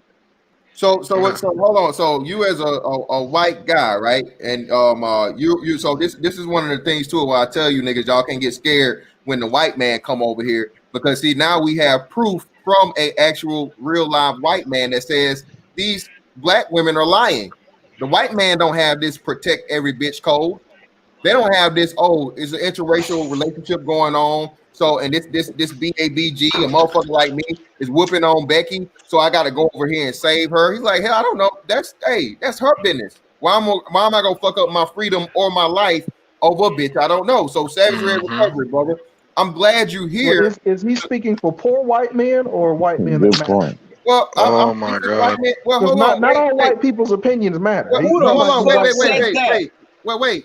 Hold on, Village Arsonist. Well, again, whether he's speaking for white men in general, bro. Because name me the rich white man that would do this. It would be even more detrimental. Rich white man whooping ass, even Christian Grey, 50 Shades, even the character. That's the biggest fantasy. They want to be treated like that by a powerful man, a man with money and influence. I mean, does he speak for them? Who is this dude? How does he speak for all white guys? I don't understand. Man, stop hating, man. Stop hating. Yo, bro. but you gotta hold on. But you gotta admit that he comes from that tribe, so he would know the ins and outs of things that we would never know about that tribe. And if he's telling you, listen, in my tribe we don't do shit like that, I take his word for it, whether he's rich or poor. Yeah, hold on. And let the great man point. talk, Wait. man. Hold up. Wait. No, great point. Righteous Maurice, because Village Arsonist. So if I was as a black man went over to a white man's thing and I spoke, would you have the same? And they said that to me. Would you not think that was a fucked up thing to say to me to eliminate? What if they grabbed a dusty nigga like Taz? Does he speak for all of us because he's a black man? Let's not talk about. All black men don't speak for us, bro. But yeah, let's not bring up certain motherfuckers. You know, I don't fuck with motherfuckers. Okay. I'm just saying. Like, not all black. It depends on who they grab. I understand that, but even if I may not agree with that nigga, if he's saying something that's true to life, that's actual, that's more important than who he is as the individual. If what he's saying is true, bro, it doesn't really matter the person that's saying it. Again, if you ask a poor man what's 2 + 2 and he says 4, and you ask a rich man what's 2 + 2 and he says 4, is the fucking rich man more righter than the poor man? Okay, no, that's true. I get you on that. All right, so continue. Go ahead, Savage Red Recovery. Go ahead, bro. Well, the error in that argument and that logic is only about 10% of the country is considered to be well off. So the majority of white people that you're going to walk into or hear from are average, because the mean income for a man is around 50K.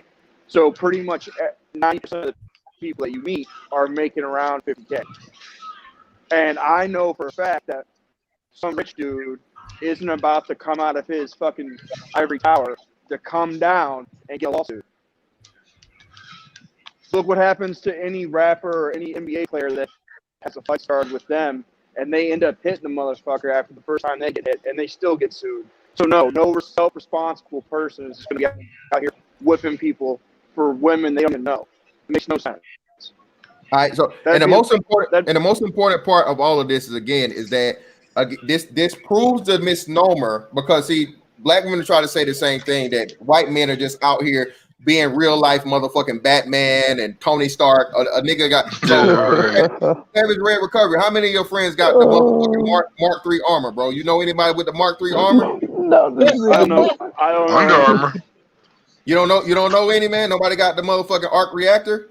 No, not that I know. Oh boy, There's no real life motherfucking Tony Stark's out this motherfucker, bro. that's my nigga. Not that I've come fantastic. Elon Musk is. Okay, You okay. gotta break a lot of black Elon, girls' hearts. hey, who's smooth? Elon Musk is close, nigga, but he ain't there yet. All right, I wouldn't put it past. That's a great example. But all right, Savage Red Recovery, bro. Appreciate you, bro. We go definitely work you back in. Let me get to my man King Sigma in the motherfucking building, man. Go ahead, King Sigma, bro. We here. And good Friday to everybody on the panel, the viewers. You know, it's a good topic. I'm glad that people jumped on this because I think that among all this conversation, what gets lost is that this is the first time in history that any group of black men have been able to hold white men accountable for their violence against anybody, because there's been such a mismatch throughout the history of media in the West. This is the first time that black men on the ground are everywhere on this case, and they continue to jump on these cases to put a mirror up to society to show the hypocrisy of the media forever. They've been only putting black men out there as the brutes, as violent, as these woman beaters. But guess what? Yep. They're only scratching the surface level of the amount of shit that white men do out here. And especially when you're talking about with non-white women. One of the things about these white dudes, the white women typically know about these kind of guys. They don't fuck with dudes like that. That's why they usually prey on non-white women, because the white chicks that's equality, the white dudes that's on their business, they have put his ass in the grave quick. Putting his hands on a quality white woman that's on code with white people, they will put that white boy in a grave if he step out of line. So they go around like predators seeking vulnerable women who, because of the media and because of the other institutions of society, pedestalize whiteness just for the sake that it's whiteness, missing the character. Chad Wheeler had numerous character flaws. He was a top, offensive lineman, and he was not drafted because he had issues with violence back at USC. This wasn't like no information that was hidden. There's public news articles since 5 years ago about this dude. You don't not get drafted as a 6'7", 310 USC first all-pack conference lineman unless you got issues, bro. So the question goes now. Now that we know that, because I didn't know that. Yeah, man, you reaching, man. You reaching, bro. Oh, my fault. Go continue. Damn, you niggas be so anxious to talk and lack patience. Can I just finish my damn statement for once? Bro, the floor is yours. Damn. So you got a dude like Chad Wheeler, and he didn't get drafted because he had a history with violence. He's fought police officers, he's fought his teammates, and we don't know what kind of history he already had with bullying women. And then I'm sitting up here getting a good workout in, about to enjoy some sushi, and I hear black men on here caping for Chad Wheeler. Y'all have to go out there and fight that man. You know what? We got 250 people watching. I'll put up the first 100. You want to take a flight out to Kent, Washington right now? He's out on bail. And since you want to get out here and save whores that are laid up with a dirty white man, I'll put down the first $100 ticket right now. Who's with me that'll get this man a ticket right now to Seattle, and we go tape this? I got 50 on. Hey, hold on, wait. Hey, Sigma, wait, Sigma, you overpaying, brother. Southwest, get there anywhere. Time, exactly. Or Hopper. The Hopper is good too. I'm tired of the talk, bro. Spirit Airlines, nigga. I'm tired of the talk, dude. You out here trying to send black men to their death. Everywhere we go, we're under surveillance. Everything we do is always being watched. And this dude up here like, why ain't down out there going out there and fight him? That woman chose that man who had a violent history. And why would I put my life and my future at risk for a woman laid up under a dirty, mentally ill white man? Now you got the mic. Talk that shit, Sigma. Talk that shit, bro. Hey, it's on you, Maurice. Go. Wait, let me catch up, man. Hey, and I greatly appreciate everybody getting back in here, man. You guys, we back up to 250, like you said. I don't know what the hell you got going on, but hey, greatly appreciate you guys. I put Sigma's link in the chat for his video. Make sure you guys watch that if you haven't already. Make sure you guys share his video. That's what this link is right here. That's for King Sigma's video. If you haven't already watched it, please go watch it. Support share this brother's video. He always does an excellent job in covering these situations. Shout out to where we at? Who's that? Wise Will. There we go. Wise Will TCP. Thank you, brother. Proves how dangerous men are. He almost cured her with his bare hands. Again, Wise Will TCP. This is what feminism does to women in general, not just black women especially though. Oh yeah, and we shout out to King Sigma for the official starting of Catch a Flight Airlines is we over in Mr. Fantastic channel, nigga. That's how I got it from here on out, nigga. Hey, we got enough motherfuckers in here, nigga. Everybody give $1, and if you really bought it, nigga, we will pay your way. So thank you, King. And I'm dead serious. I will get. Oh, you said Spirit Airline 59. I will pay that brother's ticket right now, and we will make it fun. I'm serious too. Okay. Sigma, Spirit or JetBlue, it doesn't matter. JetBlue or Spirit. Since you're so big and bad, and since you're willing to put your limited freedom on the line for a swirler, I'm paying the ticket right now for you to film yourself going out to. Everyone knows where he's at. It's not no secret where he's at. He's right there in the suburbs, Kent, Seattle, Washington, and he's out. Everybody. But you know what's sad? She'll probably run right back to him if you did all that. Let's just go back to what you just said about white guys preying on certain women. Like speak on that more, because I mean I don't believe that, but speak on that. What I'm saying is that my theory and why I do the Bottom Shelf Brad series is because I'm highlighting a trend. All theories start with observation, experimentation, note taking until someone proves you wrong.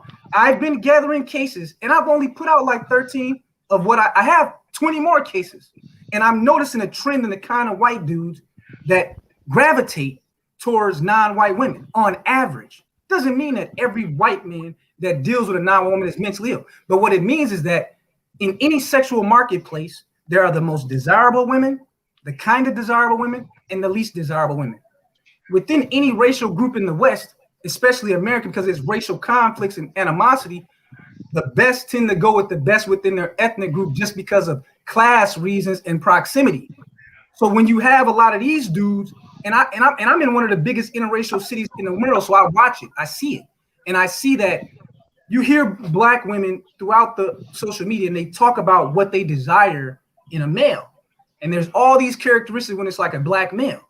But when I get out in public and I'm out and about, I never see them with this the version of a white man that they want for the black man. Just look at the dude Chad Wheeler, the female that beat him, that got beaten and strangled almost to the death. She was a good-looking woman. Within the black community, she could pretty much have her pickings of black men, even amongst the NFL. She could probably catch one of those black NFL guys. But what about this dude was mentally ill. He was legally. It's pro-choice, bro. It's pro-choice. Yeah, if you do have a choice, these women are choosing. And we're not gonna sit here on one of the few areas of the social media world that has logical conversations and act like women have not been proven by psychologists to have a tendency towards hybristophilia. You dudes not gonna play with me like that today. What is the hybristophilia? What is that? It's a love for murderous men, violent men.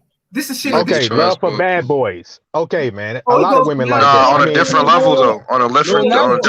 Boys. You talk about psychotic ass, borderline. It's all the same thing. Bad boys, psychotic dudes, whatever. It's the same thing. But it's not the same. It's not psychotic. Go ahead. No, let them finish. Let them finish. Go ahead.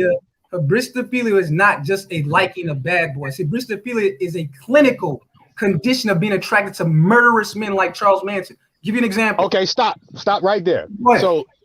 So with that statement, she liked to get her ass beat like that then. Yeah. I can't say about this. Okay, so what's the problem? Most females have symptoms of that diagnosis. That's what she liked. She liked to get beat like a slave. Somebody go kick for her. My blunt to this shit. Why pay money to go over there to fight a losing battle? That makes no sense. But for the guy that was asked about hybristophilia, just real quick, go ahead. Real quick, King Sigma. And again, listen, bro. I don't know if you guys saw the thing I highlight. Listen, bro. Listen, nigga.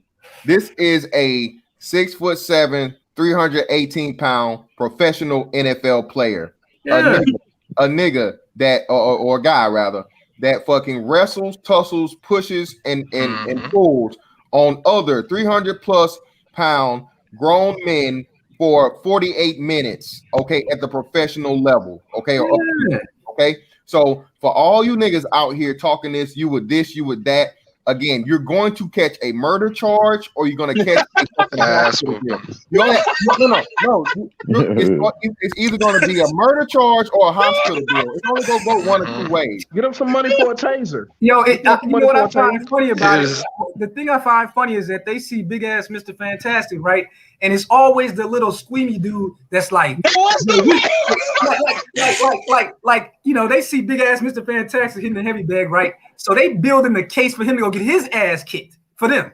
So it's not the dude that's talking about what should be done. He's trying to set up the big Mr. Fantastic guy to go do the dirty work. So I say to the guys that out there that want to go save the swirlers of the world, we are paying for your flights because we want to get this live interview, because believe me, this is one of the biggest stories right now. And Shut up. Weekend, you're gonna make a lot of money because again, every see this dude get his revenge. I'll leave it up to the courts because again, I'm not saving no woman who had her pick of the litter of black men and she chose right. a mental. Okay. I figure. I figure you was talking about that. Right. Hell no. Fantastic. I got a question for Fantastic. Fantastic. No. What do you think about chicks like Irene Yvette being allowed into the manosphere? Oh my God, she should be exiled. Do you agree with David Carroll? David Carroll said that she should be ostracized. Yes. We're laughing stocks because we allow a bitch like that into the manosphere. Yes, I agree with David Carroll. Wait. She's not in the manosphere. She was. No, well, that's what I'm saying. But this is what I'm saying again. And I said this. I say I agree with shout out David Carroll. I agree with him. Niggas, and this is how I know. Like, you know, niggas love pussy. You get a pretty face and some big titties and whatnot, what have you. Niggas, all is forgiven with niggas. Again, with white boys, you can't do that. Once you go over to once you leave the white boys and they know you out here fucking Tyrone and Tyreek and Roderick and can't go back. Yeah, you can't. It's all. And I heard white boys. And that's why it's the same with me. That's why it's the same with me. I heard white boys tell me that same thing with I've heard everybody else. So once they like, hey man, I can't compete with all this big dick this nigga been giving you. I can't follow up behind all of that. And then especially you got kids. You know what I'm saying? You got more than likely than not, if you're a white girl fucking with a nigga, you gonna be a little bit on the heavier side. White boys really don't fuck with anything like that. You got too much ass. You got that asymmetrical haircut and shit. You know what I'm saying? You know what I'm saying? Just saying. Not saying all of them, but a lot of them. So that's fantastic. Let me say something. Fantastic. Can I say something? Hold on. Can I say something fantastic? Yeah, go ahead. Fantastic. Can I say fucking with this fat dude's bitches. still talking? Can I hold that full circle? Go ahead. Yeah, it's me, man. I just been chill for a minute. Something going on for that Irene Yvette question. You got to understand this, and I want you guys to really get this. Non-black women are very covert, and by me saying this, Irene Yvette could have really gotten away with it. And how so? If she wouldn't have mentioned her past, and someone's got their TV or radio on. If she would have kept her mouth quiet or shut about her past relationship, she would have been able to get in. And it's the same way that non-black women do too. Regardless of what white men do allow and don't allow, they're able to move in certain ways that black women don't. Black women have to usually brag and talk about the relationships, throw it up in black men's faces. Non-black women don't do that. They don't have to brag. Get what I'm saying? There's a way of doing things. And Irene Yvette would have gotten away with it big time if she wouldn't have mentioned anything. And none of you all would have known anything about her relationship if she wouldn't have said anything. But don't they all act the same in anger? None of y'all would have hold on. None of y'all would have known about it. She would have been able to get on in, hotel it up, and all that good stuff. But that just shows how stupid women are. That just shows how stupid they really are. Nigga, exactly. Hold on. Go ahead. Wait. If I say wait, nigga, wait. So, but full circle. This further proves our point, though. She could not mention it. She had to let the world know. Shout out to David Carroll that she had this white man. Not only did she had a white man, she had children by this white man. So she would never. But she had to let you know. Yeah, exactly. She has to. Her psyche, the psychological and pathology of the black woman says. This white man's penis gives me value. So if I come back to you, black man, I'm doing you a favor because I left this good old white man to come back to you. My hell value, no, bitch. And Let I'm gonna them hoes brag go. about it, and I'm gonna put it Hell in your no. mouth, Hoes and I'm go. gonna see Yeah, what and I'm you gonna do brag about about it, it. and I'm gonna Yep, see yep. what you do Yes. about it. exactly. So if you Yes, sucker preach. enough, if you sucker enough to accept it and take me back, that's your dang I fault. Get rebuke. what I'm Right. saying? No, Exactly. wait. Hold on, full That's circle. true. You're still Exactly. missing That's it. true.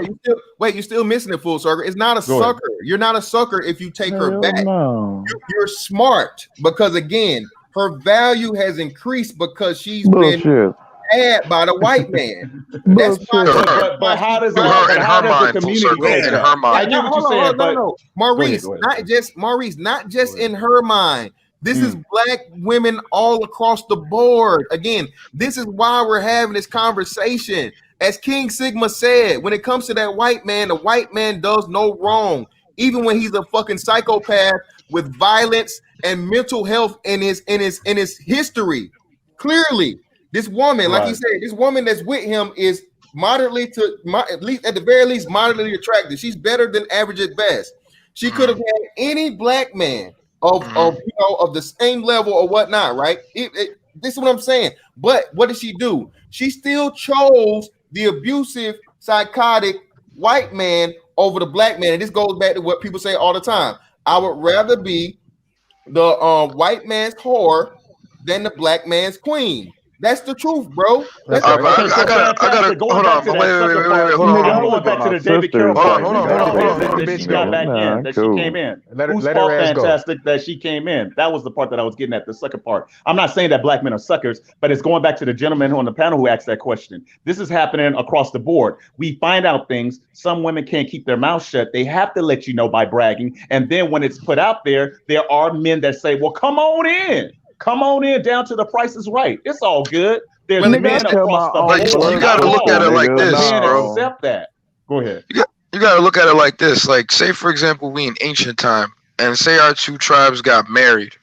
Is it worth going to war over her when she chose to pick this husband? We didn't pick the husband. We were gonna pick a husband, and for her and our tribe. Nah, she chose her tribe, and the tribe she chose, the dudes whooped her ass. Is it cool for us now? We all gotta go to war because she chose the wrong man. Nah, so let her deal with it. No. So, Hell no. but then again though, if you look at it like that, then so you basically might as well say then, okay, sis, I'm not gonna whoop his ass because he's not black. No, what I'm saying is I'm not. No. Listen. What I'm saying is I'm not gonna put the tribe at risk for her. She chose her own path. It has nothing to do with white or black. It has everything to do with principle and morality and culture. She chose to leave it. Why has it? So if he was black, Why is it since we offered? Why is it since we offered? Now notice, people. Ever since Mr. Fantastic said he'd put in, I said I put in. Our word is bond.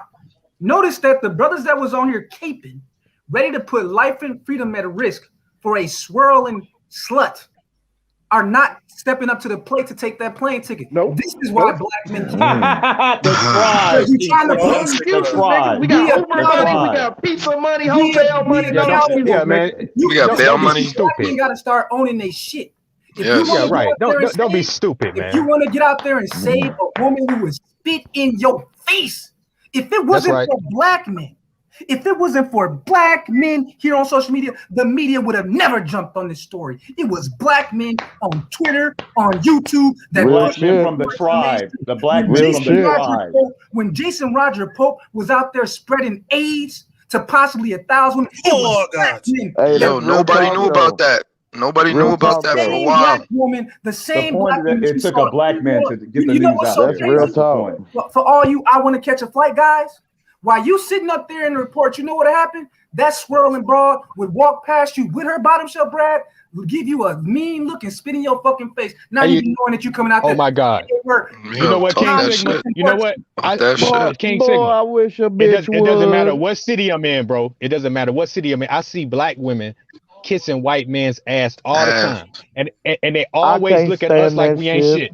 They do that shit all the time, bro. I could be at the grocery store. It doesn't matter. They always want to look at us like we ain't shit, and they always treat these white men like they gods. So okay, well, you go over there with the motherfuckers then. Well, no, let me say this. Let me say this too. Let me say this. No, just real quick. Let me say this too, man. Listen, I have, and most of the black men here, and I remember even Kevin Samuels telling this story before he blew up. as of how he went somewhere and he was trying to buy cologne or whatnot, and he said the black woman gave him like this extreme, I remember that video. Extreme immediate disrespect. Mind you, this is an old young. Oh my God, like they do it all the time. Fantastic, all the time, yo. 2 minutes. Let me have it real quick, bro. So this is why I say the black male experience, especially when it comes to quote unquote our women, right? Quote unquote, as they say. In this case, we're their women. But when anytime outside of this is like, we don't need you niggas, you dusty, you broke, you this, you that, and so on and so forth. So it's like they wait for this situation. Shout out to King Sigma again. Like he said in the Jason Roger Pope thing. If you guys go back and remember the video I did, what did I tell you? Somehow they turned it into our fault. And they tried to sidestep. Hold on, Ray. Hold on. You talking about that DJ? Wait, do business. Chill. I got it. Listen. Not only did they try to sidestep the fact that the majority of these women, which were women, very few of them that were actually minors, not condoning that, not trying to look over it, but what they did was they tried to turn this into a grown-up man dealing with, innocent children versus what it really was. A lot of these girls, not a lot of them, more than one of these girls, let me say it properly, said that they were sold off by their mother to this man for who knows, for nothing. Young black girls, young black children that were sold into sex slavery by their own mother, not father, mother. I've seen that shit too. Hold on, let me have it. I've seen that shit when, too. like King Sigma says, when we dare say something about it and bring it to the attention and say, hey, why the fuck is this not being talked about? If this was a black man, such and such, so and so, oh, y'all this, y'all that. And again, bruh, we are past that. Nigga, you cannot shame us to shut the fuck up. We gonna talk this motherfucking factual shit. That's right. If you don't like it, just close your ears, nigga. Go bust your own eardrums. Cause we gonna Blaze the Stampede. Blaze the Stampede. They got the Stockholm syndrome. They act like a fucking slave. It's dumb as fuck. Yo, Blaze the Stampede needs to get he needs some money so he go over there to Seattle since he wants to tell people to shut the fuck up. No. Blaze is cool. What you say about Blaze? I can't hear. No, he's not talking about that. Blaze is cool, bro. You missed. Okay. One at a time, y'all. Brother Primetime says Jason Pope also had a black woman recruiting women for him, and that's the part that we keep missing. Yep. This dude had a black girlfriend. He had a black baby mama. And one of the most vicious things that this pussy said, you know what he said? He said, a black woman gave me AIDS, and I'm going to give as many black women AIDS as I can so that when I'm done with them, they will take it back to black men. And he said that. Yeah, he said that. He said that. On a Friday in 2021, so I can't correct her, I can't protect her. Still got brothers on here talking about our women. When I just told you up here caping for her, while she is literally laid up with dirty white dudes. White dudes, you know the names they call white women? Do you know the names that white men on Stormfront and Ghetto Gaggers call white women that fuck with black men? They call them BBC mud sharks. Mud sharks. And they ain't playing no games. And I know a white woman who went to my college. All she did was get with black dudes. She told me straight out, white men will not take me back. So she said, I have to not only be with a black man, but I will marry a black man. Because she said, white men won't deal with me no more. They on code about that kind of thing. They don't play no games because what it does, it causes confusion. I mean, so thus we should do the same damn thing. Exactly. But you have some dudes caping for her. The problem is what the problem is in modern time. We as a people aren't living together close enough. And when we do, we call it what? A hood. The problem is when you have motherfuckers who are raised by single moms, caping for single moms, caping for single women, those men bring confusion. Yeah. Back in the days, I don't want to, sound crazy. We would execute those guys. Straight up. There was no confusion. We can't tolerate this. But now, modern time, we have to be tolerated. Just stop fucking with them. You ain't got to kill them, bro. You ain't got to kill them. Well, you don't got to kill them, but They could have been harlots. Not harlots. They could have been like Heliotes. We have them. Listen, we need food. You guys go farm. We would do anything to them because you know why? They're not on code. They cannot be trusted. Bro, look at what Gables. That's why you cut them off. This is why. No, but you don't cut. No. See, hold on. I gotta. Hold on. No, all right. So here's a quick lesson. All right, and this is from a movie. In Kung Fu Panda, right? When the leopard was chained, how did he get out?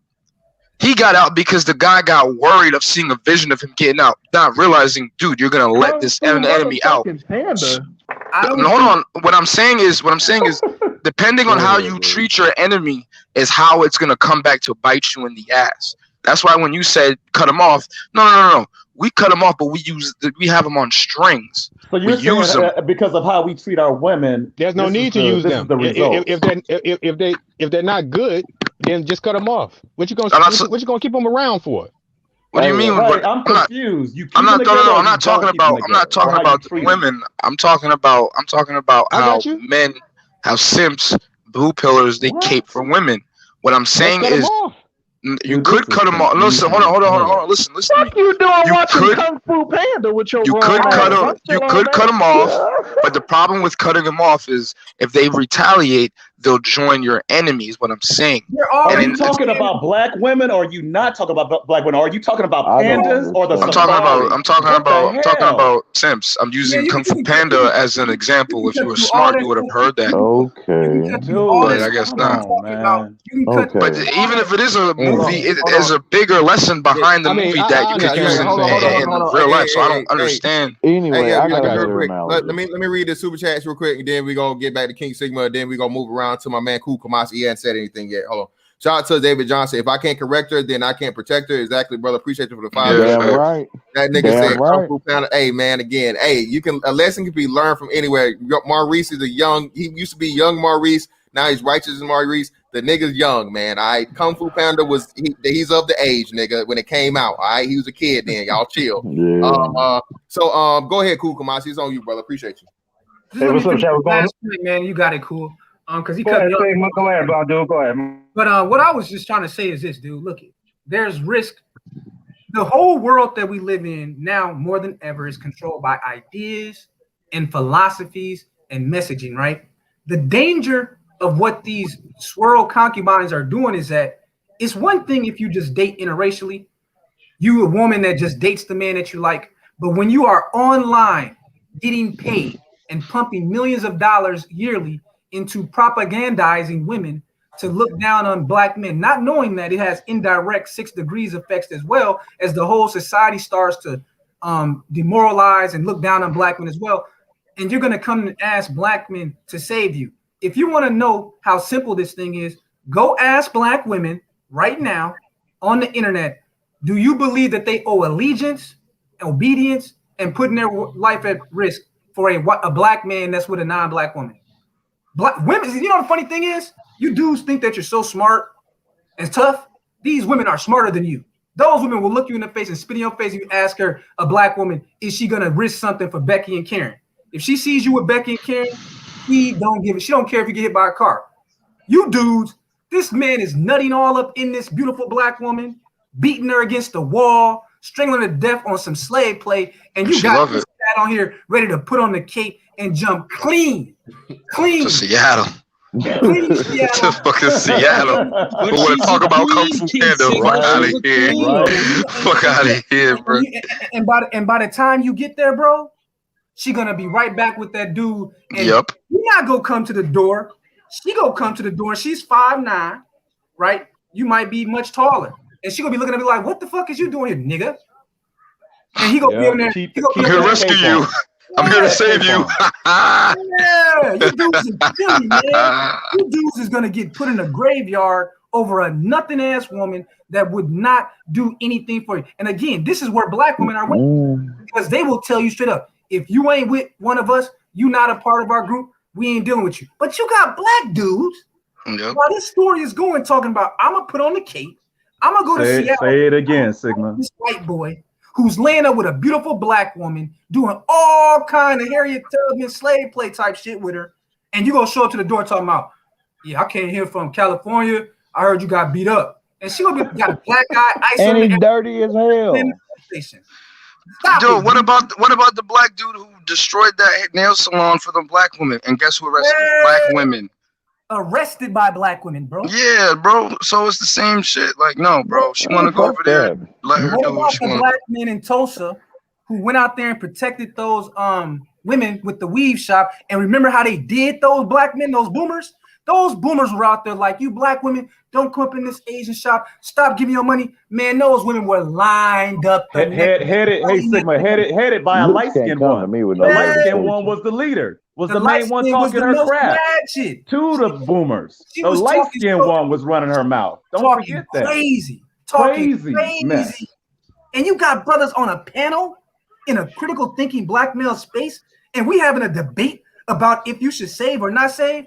Yo, you dudes need to go somewhere else, bro. We got to get out of here, yo, because y'all on the wrong. And like you said, whoever said it, the gentleman on the panel, where's Gayle King? Where's Fox Soul? Where's Wendy Williams? Right, None of them. exactly. Where's the commentary? Come on, man. Keep If I that was cape on. Keep if I was the flying leader of the friendly warrior styles, tribe, brother. I'm not risking my men to go to battle for her. No, I'm sorry.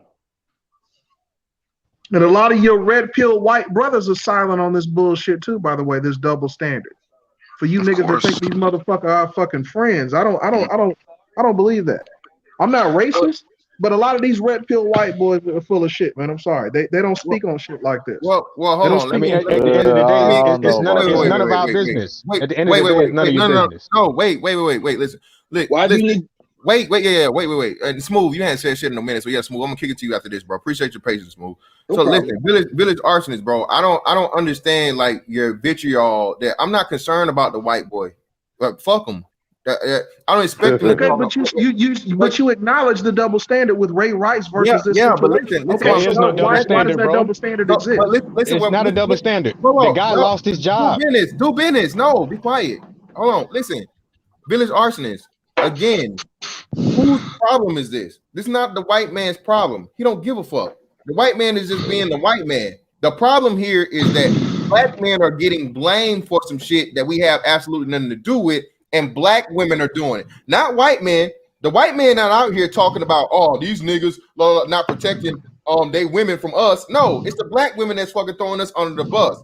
So my battle isn't with the white man. I don't expect them to fucking talk about this. If niggas, if we hop out here and talk about, even though we actually do, we go out here and talk about sometimes when niggas is doing shit and they out of line and so on and so forth. But I mean, I'm not gonna cake for no nigga that's whipping on no white bitch either. I ain't seen nobody in the face do that, and I wouldn't expect him to. But at the same time, like I'm saying, bro, it's like I don't want to have. This is not a time for a battle and fight with the quote unquote white man because you get nothing out of it. At the end of the day, the black chick is still on this white dude's dick. And we're still getting blamed for it, bro. So my battle is not with them. Okay, so dude, if she's saying niggas ain't shit while she's sucking his dick, how are you saying that he's not co-signing that message? The bitch. Of course he is. No. Of course he's using. You're not making sense. He's using her against you. Yes. No, you're right. He's using her against. No, Maurice, he's not using her for shit. Wait, this is what exactly. What are you talking about? Yeah, y'all. Wait, y'all are fucking up. Wait. Let me explain it to you again. Just like you guys brought up a particular person by name, right? And like I told y'all, in their mind, they have to let the world know. Shout out to David Carroll again that they had this white man. The white man got nothing to do with it. It's not even the white man's fault of the black woman being obsessed with him. Okay, I see what you're saying. I see what you're saying. That they're dealing with. You think they don't share their perspectives on black men? I'm not talking about all the white boys, but the ones that they're dealing with, bitches like Crystal Swirls and Crystal and Ken. You think the white men that they're dealing with, those types of divest bitches, you think those white boys don't think the same way about black men? Okay, of course they do. They're dealing with black women like that. Why do I care? Exactly. Who cares, man? I'm saying you need to vet these white boys, is what I'm saying, because you make them be in the motherfuckers that they're dealing with. If you're going to be careful about these bitches, then you need to be careful about the white boys they're fucking with. Okay, but this is what I'm saying. Who is co-signed said white boy? What you talking about? Why? I'm not saying you have, but to say that we shouldn't vet them too is bullshit. Who's even talking about vetting in the first place? He don't know what he's talking about, man. Who gives two shits in a hot bucket? This is the Like, As I Red didn't even think, you know what? I didn't even think about any white boys MGTOW speaking up, even when with Savage here on the channel. I didn't even think about that until you mentioned it. They didn't say shit Yeah. about Bill Cosby. They didn't say shit about Nate Parker, but these white boys are whining about Nate Kavanaugh. Then you have niggas whining about Kavanaugh too.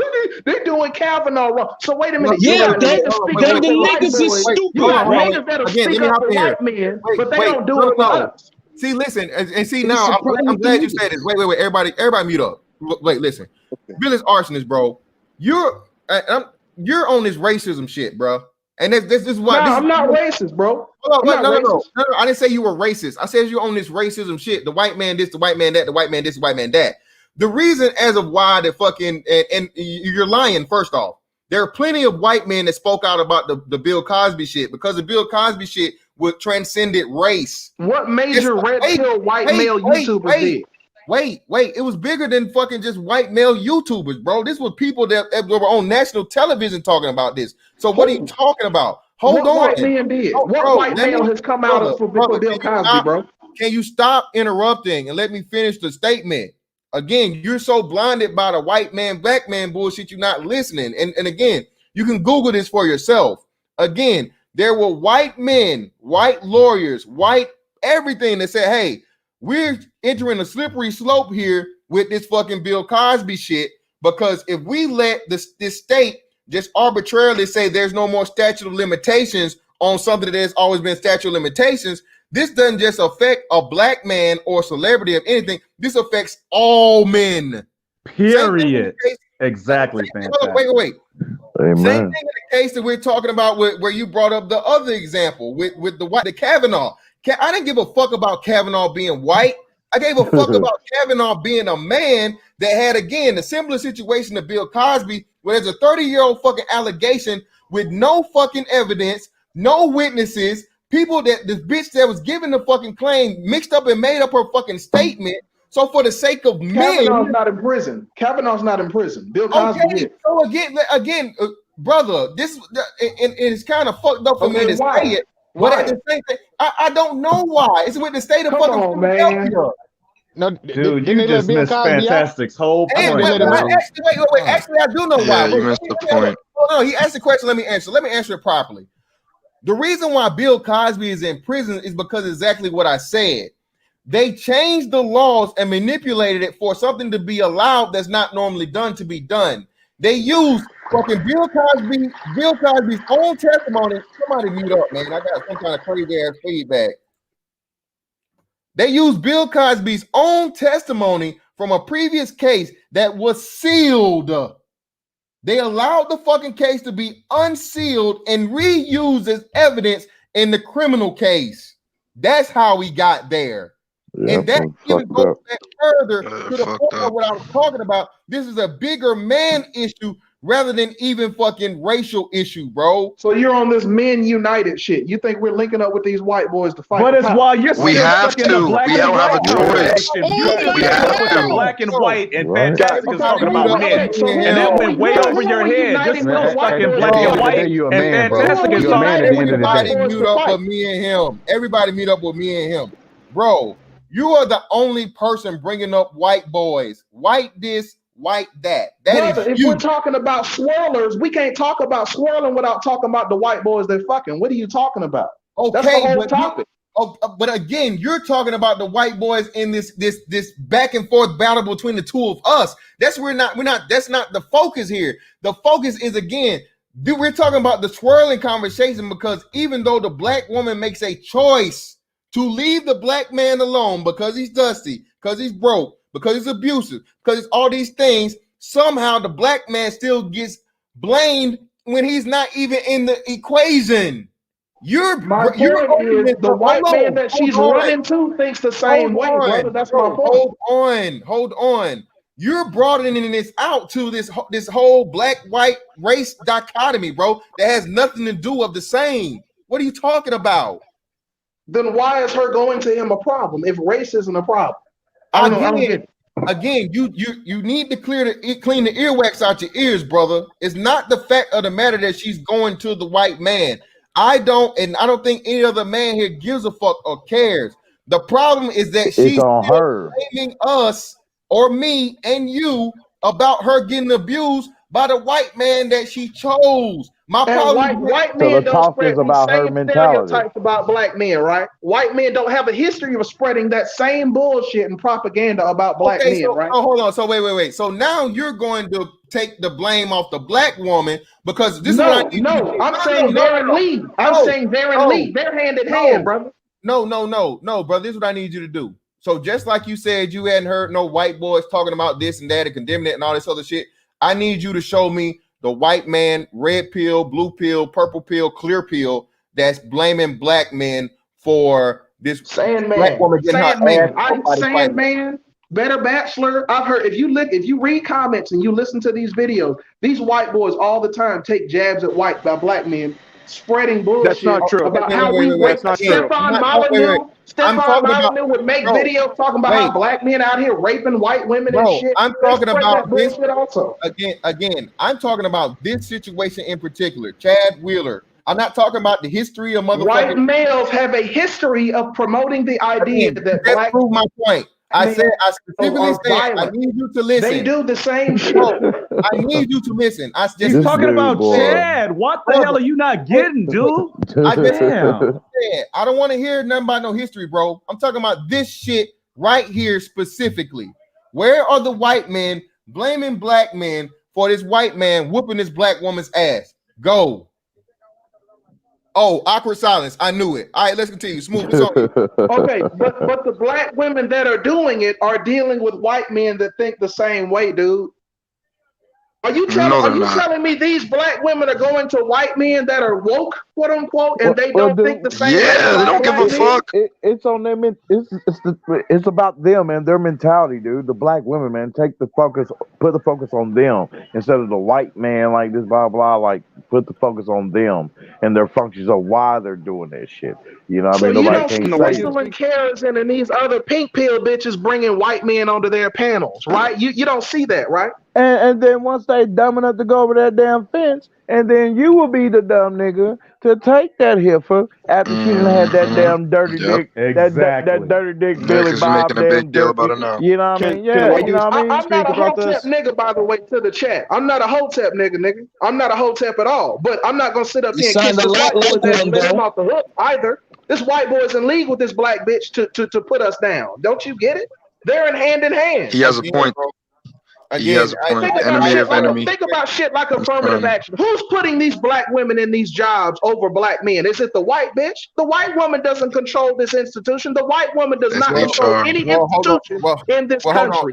Every institution in America is controlled by white males. But see, the thing is, though, let them go because my nigga dig this. They're controlled by white men. Okay, hold on, bro. Let me read the super chat, and then I'm going to answer that question again. We gonna get the smooth, then we go get to the white man on the panel, and let's get his fucking point of view. Shout out to five from the Primetime VA again. Thank you, brother. A lot of these black women feel like this before getting with white men. Thank you. White men have nothing to do with these self-hating women saying what they're saying. Thank you. Furthermore, bro, when you talk about who are putting black women in these positions, it's far deeper than that. You're leaving out context, bro. Why are they putting black women versus black men there? Is because you made up rules through fucking affirmative action to where you get a hit per intersectional group. Black women feels two minority things, man. So this is why black women's were. Who made those rules, bro? Who made those rules? Who wrote those rules? Stop cutting me off, bro. Can you please stop cutting me off, man? I'm letting you get all your shit off. This is my shit. Please let me explain this shit off. And I promise you, I'll give you equal time. Okay, again, I don't give a damn about who made what or whatever, bro. It's business fucking policy for the sake of them getting goddamn kickbacks from the government. The black woman used to be. It's not even current anymore. You're not even using a current argument, bro. The black woman has been replaced with the LGBT person, period. The best fucking intersectionality to be right now is a trans black person or Hispanic person, okay?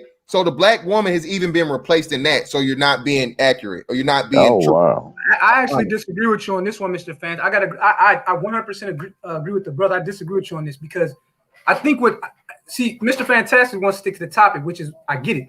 But I think what the brother is speaking to is the wider trends of the last 50 years. So Mr. Fantastic is 100% right when he says that this swirling chick is 100% responsible for her decision. It's not our issue. But he is also correct when he points to the fact that the whole feminism thing has built up over 50 years, since the 60s, 70s, or whatever. And it was white men believing that they were protecting their own interest who allowed affirmative action to go from a program for black men when it was first introduced to a program for white women. Because the way that these white majority, and I use the term very clearly, white majority, because your typical regular white dude, he ain't really got clout like that. We're talking about the white politicians, white corporate America, the white academics. They conspired over the last 50 years to block out black men from social mobility after that first generation of black men proved to be so successful with those programs. If you go back to the 60s and you look at people like Clarence Thomas, even Barack Obama, Reginald Lewis, all these black men who would be in their 60s and 70s today, they were beneficiaries of the programs that were put in place by the federal government and corporations in the 60s and the 70s. When white men saw that as a threat to their own economic stability, they saw it as a sexual threat, because if black men become more competitive economically, they become more sexually desirable. Women with common sense and quality want to mate with men that add some productive. I definitely want to jump in here. Jesus. All right, so I'll just make this statement. I'll get a mic to you. But yeah, so I actually have to disagree with Mr. Fantastic on the greater trends, because again, white men are now complaining and putting up the red pill flag as if they didn't participate in blocking black men for 2 generations from being equal partners with them. When you look at political surveys over the last 3 decades, black men and Latino men consistently rank as the most traditionally conservative men when you take race off the table. If it wasn't for the racial issues that America has, black men and Latino men would be the most consistently conservative group. White men are actually on average more liberal than Latinos and black men. So they passed these feminist laws to block black men. They passed the drug war, white men, Democrats, and Republicans, bipartisanship, to block. You're leaving something out, Sigma. You're leaving a key thing out. You're leaving the Vietnam War out. One of the biggest reasons a lot of the higher classes. Well, he's saying the same thing. White men pass policies to fuck up black men and is biting them in the ass. The end. Is there any other things you're not saying? No, but let me say this. And again, I'm not doubting that. I'm not doubting anything you said, King Sigma. You're right and exact in that. But what I'm saying is that trend has shifted here over the last 8 to 10 years, bro. That's what I'm talking about. So yes, that is true. Everything you're saying is factual. But to use it as if black women are the carte blanche, or they're like, the creme de la creme of affirmative action today, that's no, just they're not. No, they're not. I'm not saying you, and I know you're not. But that's and what they I'm talking never about. were. But wait. I gotta go smooth. Then we'll go. My phone's about to die. Who's that? Savage. My phone's about to die. Yeah, Savage, go first. Then let Savage go first. That's cool. Yeah, go ahead, bro. Go ahead. Okay, because I'm not gonna be on here long. Okay, so the quote unquote white man. When you say the white man, you're talking about the white elite, which passed laws because given the right to vote, people from the suffrage movement were upper class white women. All right, it wasn't the poor white men's wives that were out there trying to get the right to vote. It was the upper class of white women. The women that were going for the feminist movement were upper white women. I got rubber blood to this. They were not the poor man's white women. The whole point of the feminist movement, it's communism cloaked as a different name. So the whole point of it was to disable the lower families in general. Because the elites, they marry, they have children, they keep money, they divide assets to pass on. That's not the average white person in America. Those laws that were passed fuck all of us poor white dudes, just like everyone else. Everyone that's not making $100K a year is still fucking all of us. Our women are loud and disrespectful too. Our women are sleeping around and having babies out of wedlock. The average white dude is having all the same problems you guys have. The only difference of it is, like, you can come up here and say a white dude this, cracker that, call white people animals. I can't say anything in any way that seems racist. Not even be racist, but it sounds racist. I'm MGTOW, and I have a mixed son, and I'm not going to come up here and make a case against some white dude that whooped a black girl's ass, because I don't even know what happened. Just like I didn't make a video about, Bill Cosby. I didn't make a video about Kavanaugh. Like, the issue is a gender thing. It's not, has nothing to do with race. The reason race is an issue is because black women are using us against you for more options, and you guys are shitting on us, and they shit on us. But hold on, Savage. You just said it wasn't about race. The reason that they're using you as a cudgel against black men is because of your race and the position that white men on average have. It's a choice, man. Well, how can you say that's not about race?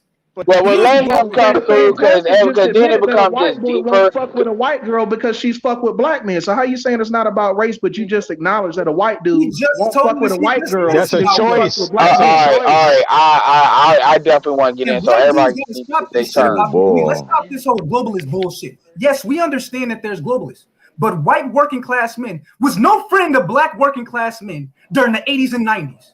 You guys sat there and supported the drug war, knowing that it would devastate working class black America. And okay, so this is a different show. Now that it's coming nobody made black men sell now drugs, bro. Nobody did that. Let my nigga you don't want to man. hold your feet to the fire. It just made me now play that white poor men are getting methed out, and now that they're suffering the counter effects, now that they're suffering because of the baby mama epidemic in white America, now you want to act like you're friends of black right. Black. Now it's time to link up. Now it's all being united. It's 2021, bro. And all of this is why the black manosphere exists and is separate. So it ain't nothing. I get what Sigma's saying, but this is the stuff we established in like 1.0. I get what you're saying, Sigma, and make no mistake. Certain motherfuckers, especially when it comes to Trump and shit, need to be reminded of that shit. So I hear you, but one thing I will say that on the feminism front, and this may kind of go to Savage's point, is the Vietnam War is really where a lot of the elites decided to basically take what worked in the black community and outsource that to lower working class whites. Now, here's the other part that Savage, at the end of the day, that's just something you just got to deal with, is the fact that you all allowed yourselves to be manipulated by the elites. You all have always been complicit with that. Whenever they say it's the black man and the Latin man's fault, you all knew that wasn't true, but rather than go and occupy Wall Street, you all coded with them. When you knew that they weren't benefiting you all after, 200 years? You know they don't care about you all? Hell, they was killing you all when you all didn't want to work 16 hours a day and have your children working all of the original labor laws where you all having to fight for that. So bet you all still went along with them. So I get it, and not you personally, but you know the type. With the unions, all of the unions, lower working white people basically coding up to stop the Great Migration because, oh shit, these Negroes that were working for free got skills. So we all know that, and I'm not trying, but what I wanted to add to this though, as well, that's not the point of focus. The reason why you focus on what your women are doing is because if we cannot be competitive if our women are just straight up. You are the most vulnerable the closer you have home. And the reality is remember that movie 300, because I don't want to be long-winded. What happened? They were holding the line with all of them millions of Iranians or Persians. It was that one motherfucker that got threw out, that hobbit motherfucker that showed them how to go around the way and in the back door. They messed up the whole thing. And that's what our women have been doing. And so as much as you want to blame the white dudes, that's not your first problem. Your Right. immediate, it's just like we I all agree deal with with that. sports. I agree. We all deal with sports. You have to get the team culture on point before you start worrying about how to deal with other teams and their schemes. Because if your stuff isn't on point, then guess what? It doesn't matter what they do. They all got to do is find your weakness. So when people sit there and say, I want to blame the white man, I'm not saying you're 100% wrong, but you're out of order. And that is what Fantastic keeps trying to tell you. You Okay, are I out can of respect fucking that. order. The I can focus respect And should it's be on not, the and it's not, mentality and of it's the not, black and it's woman. not, and here's the thing. It's not the thing where it's like, okay, well, is it really that important to be out of Not order? the white man. Yes, Bro, it is. I Because well, hold on, because here's what that white dude, all he has to do, no matter how strong black men get, all he has to do is flip a switch. And your women will tear everything down without them ever having to lift a finger. but they I'll say have this and then I'm done. I'll say this and then I'm done. Black women will Can do the I finish most my complaining about the point? society. But here's the truth. They may complain about the society, but they buy into the society more than any other group. They may complain about colorism, but they buy into it and reinforce it more than any other group. That's true. True. Anyway, I'm done. I hope that added something to this. I'll hop off. So Let y'all rock. Edward, is that us, Edward, in 300? Is that the black men in 300 with all the arrows shot in their chest? I'm just asking. Yeah, and the Is that white us? woman, yeah, and the white woman is the hobbit. But Hey, again, Edward, all I'm saying is stop telling me linking up with this white boy is the solution. That's all I'm saying, because that's not the Well, solution. nobody, whoever said that. brother, it is the solution. Because It again, is. Whoever, first of all, well, Sigma They said all that. saying that. One They, at a they time. want us to be on this all men united bullshit. And let that's me just bullshit, make the man. point real quick. I'm gonna tell you why we do have to link up with white men and why it's important that we have the real deal discussions with this generation of young men in America. When you look at the coalitions that have been built politically, they're all against black men foremost, and then all men secondary, and heterosexual men. All heterosexual men that are non-elites are on threat of being pushed completely out of all corporate jobs, out of academia. Well, Sigma, that ain't up to us. That's up to them. We're 6% of the population. Like, this is the thing with me and Zero. This is where me and Zero went into it. The thing about it is the black men. Hold on. Black men did not look. No, my only point was to say that we're not going to be able to ignore these issues that we have. We're going to have to be very honest about Right it. him and said, I don't like this. Fuck the regular manosphere. I'm creating the black shit. It was all of these white dudes that were low key throwing the BD and swag shit out there. And niggas said, fuck that. We're not about to deal with that. And also, the thing is, when we talked about what we were dealing with, if it doesn't help them, they don't care. They want us up under their shit with their agenda. And that's always been the problem. And when that stops being the problem, then we'll be fine. But they can't get away from that. Who are you talking about? The white MGTOWs. Look, when you fuck with them, you are dealing with their shit, and that's it. Hold on. What does white MGTOW have anything to do with? Edward, you went to a whole... The white Oh my manosphere, God. whatever you want to... The white manosphere. You on this colorist Whatever you want to too, call huh? it. You went to a different place, bro. I'm referring to the fact, I'm talking about you talking about this MGTOW. What I'm talking about is the fact that black men have to have their own standard. They have to be very clear on who are other like-minded black men, who are the ones that support them. And when I agree. And when they do get that together, then at some point they will have to build coalitions with other men with the same strategy. That's why I think these conversations are so important, because white men are going to come up here and talk that shit on these panels, thinking that black men are doing our research, that we aren't well read on the history, the present, and the future. So they're gonna have to come to us as equal partners, or we don't need no fucking partnership. But Sigma, here's the thing you fail to understand. These motherfuckers are willing to die before they do that. Well, then we ain't never gonna have So when you talk about hold on. So when you talk about them being pushed out of corporate America, they would rather deal with that than have your ass win. That's not true. That's not true.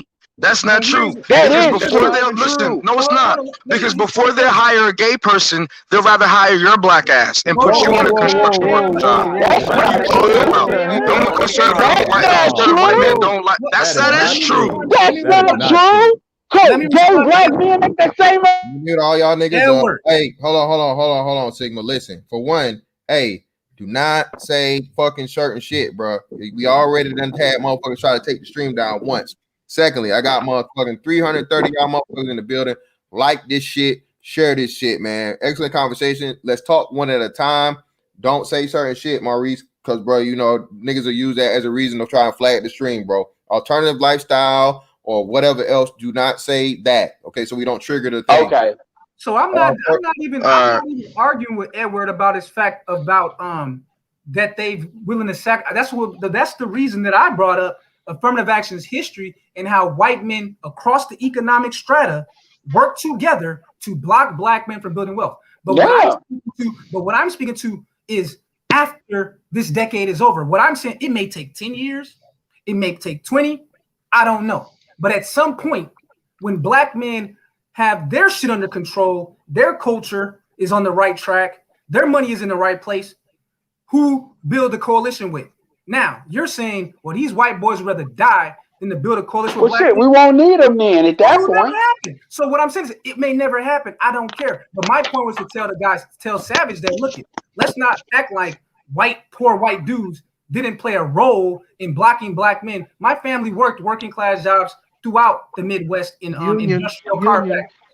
And they saw. Yeah, but that's a different show. I mean, I'm willing to have that conversation. But you know, how long has it been since we talked about that bitch? Notice how that bitch ain't been mentioned in 30, 45 minutes. So I'll just say this last thing. The globalization thing happened, and that devastated. And I didn't see these white dudes.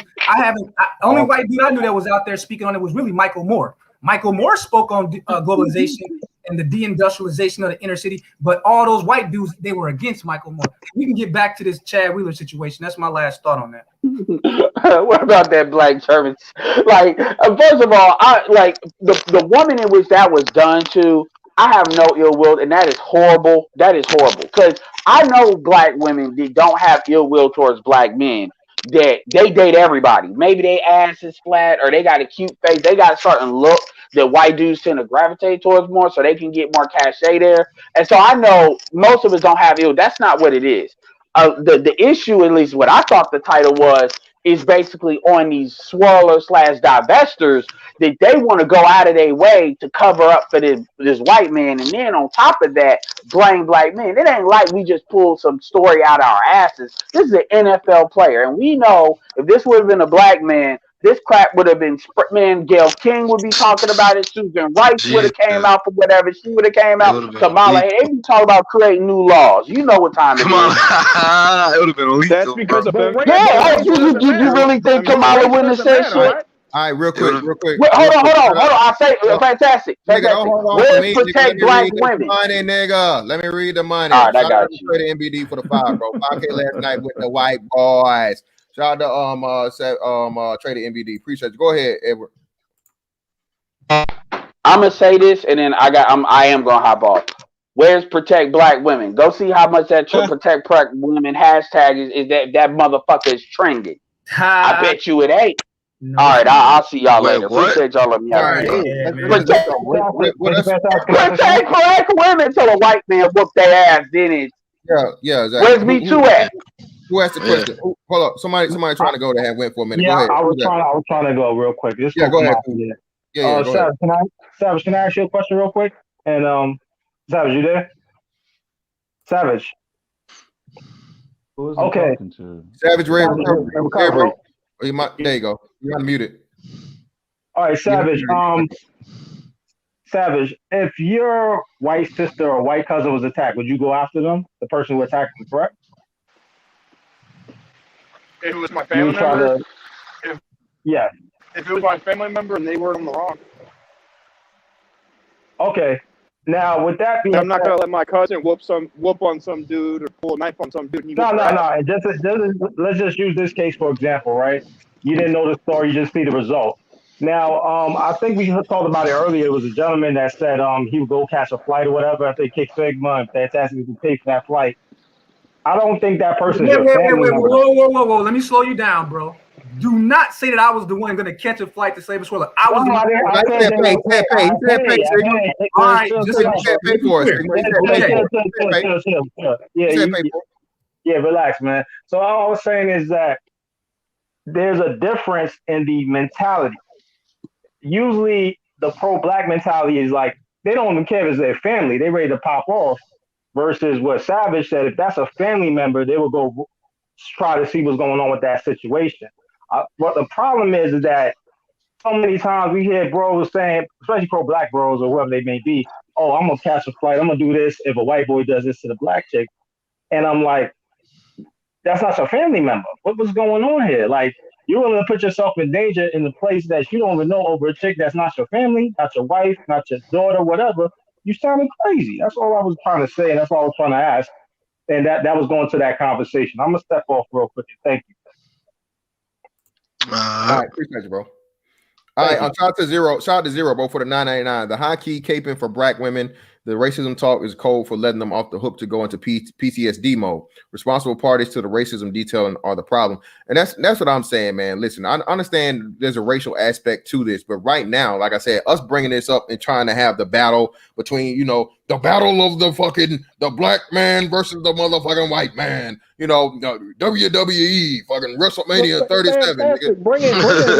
Bringing white men onto the panel as if they're our allies, bro. We have no friend. I believe in holding black women accountable, so that's bullshit. I'm not saying don't hold them accountable. What I'm saying is trying to link up with this white man against them is bullshit. When he's the one that put this shit in motion, he's the one pushing bullshit stereotypes about black men. Who's the one that's been pushing this bullshit stereotype about black men raping white women for centuries in this country? Who's the one that's been pushing this bullshit stereotype? But wasn't you just talking about like-minded people? Hey, Fantastic, I hadn't had a go yet. She becomes a single mom. Who started that bullshit? Wait.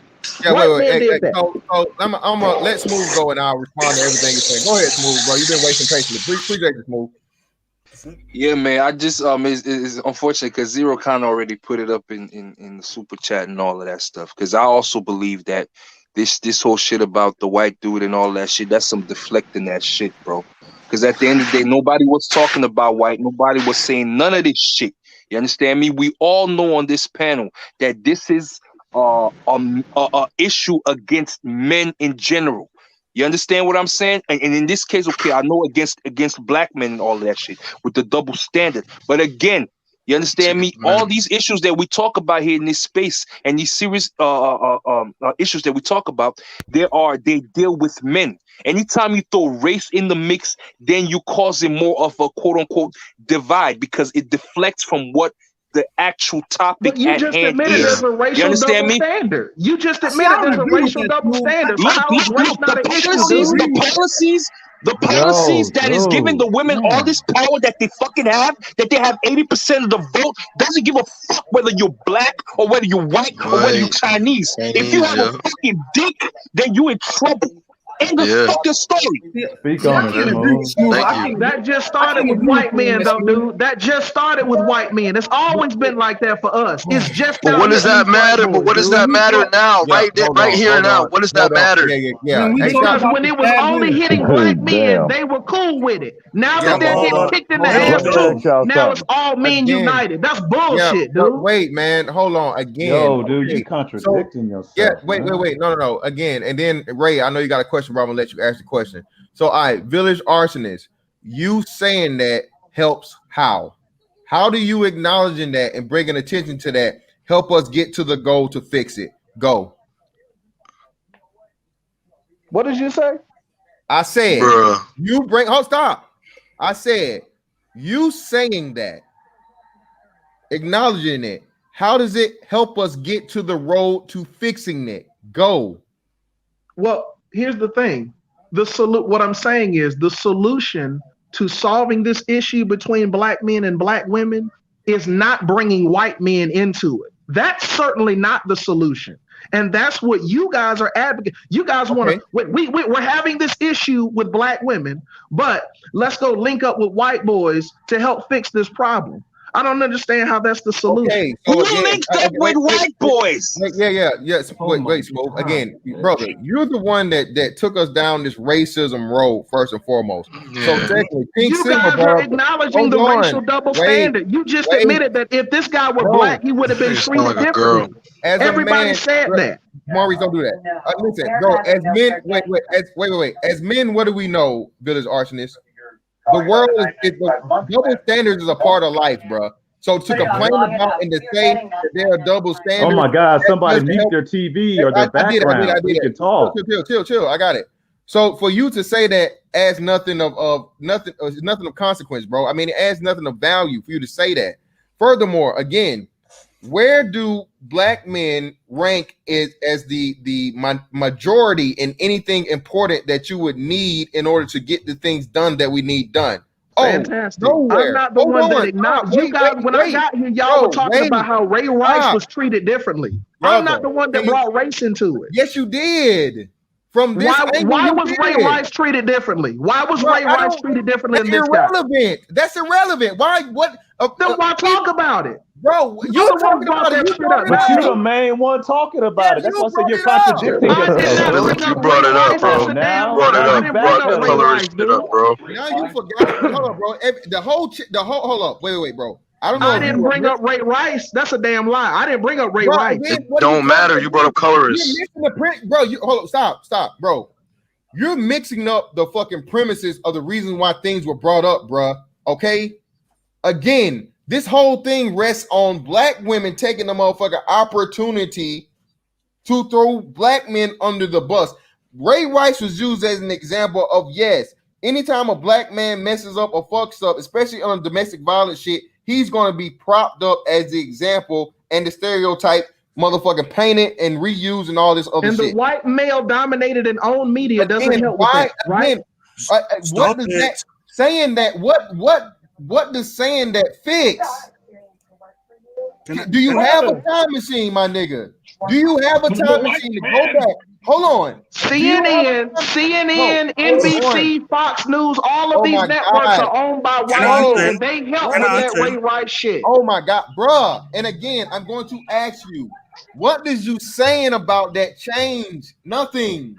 It doesn't change anything. It's a fact. What it does is it means that linking up with these white boys is not the answer to solving this gender issue with black women. That's my point. Ran away from my question. So again, show me the black network that's going to have more impact than CNN, CBS, Fox, CNBC. Show me the number of black male politicians that's going to be able to pass legislation. Bro, you had a black man as president for 2 terms that didn't do shit for fucking black people. What the fuck are you talking about?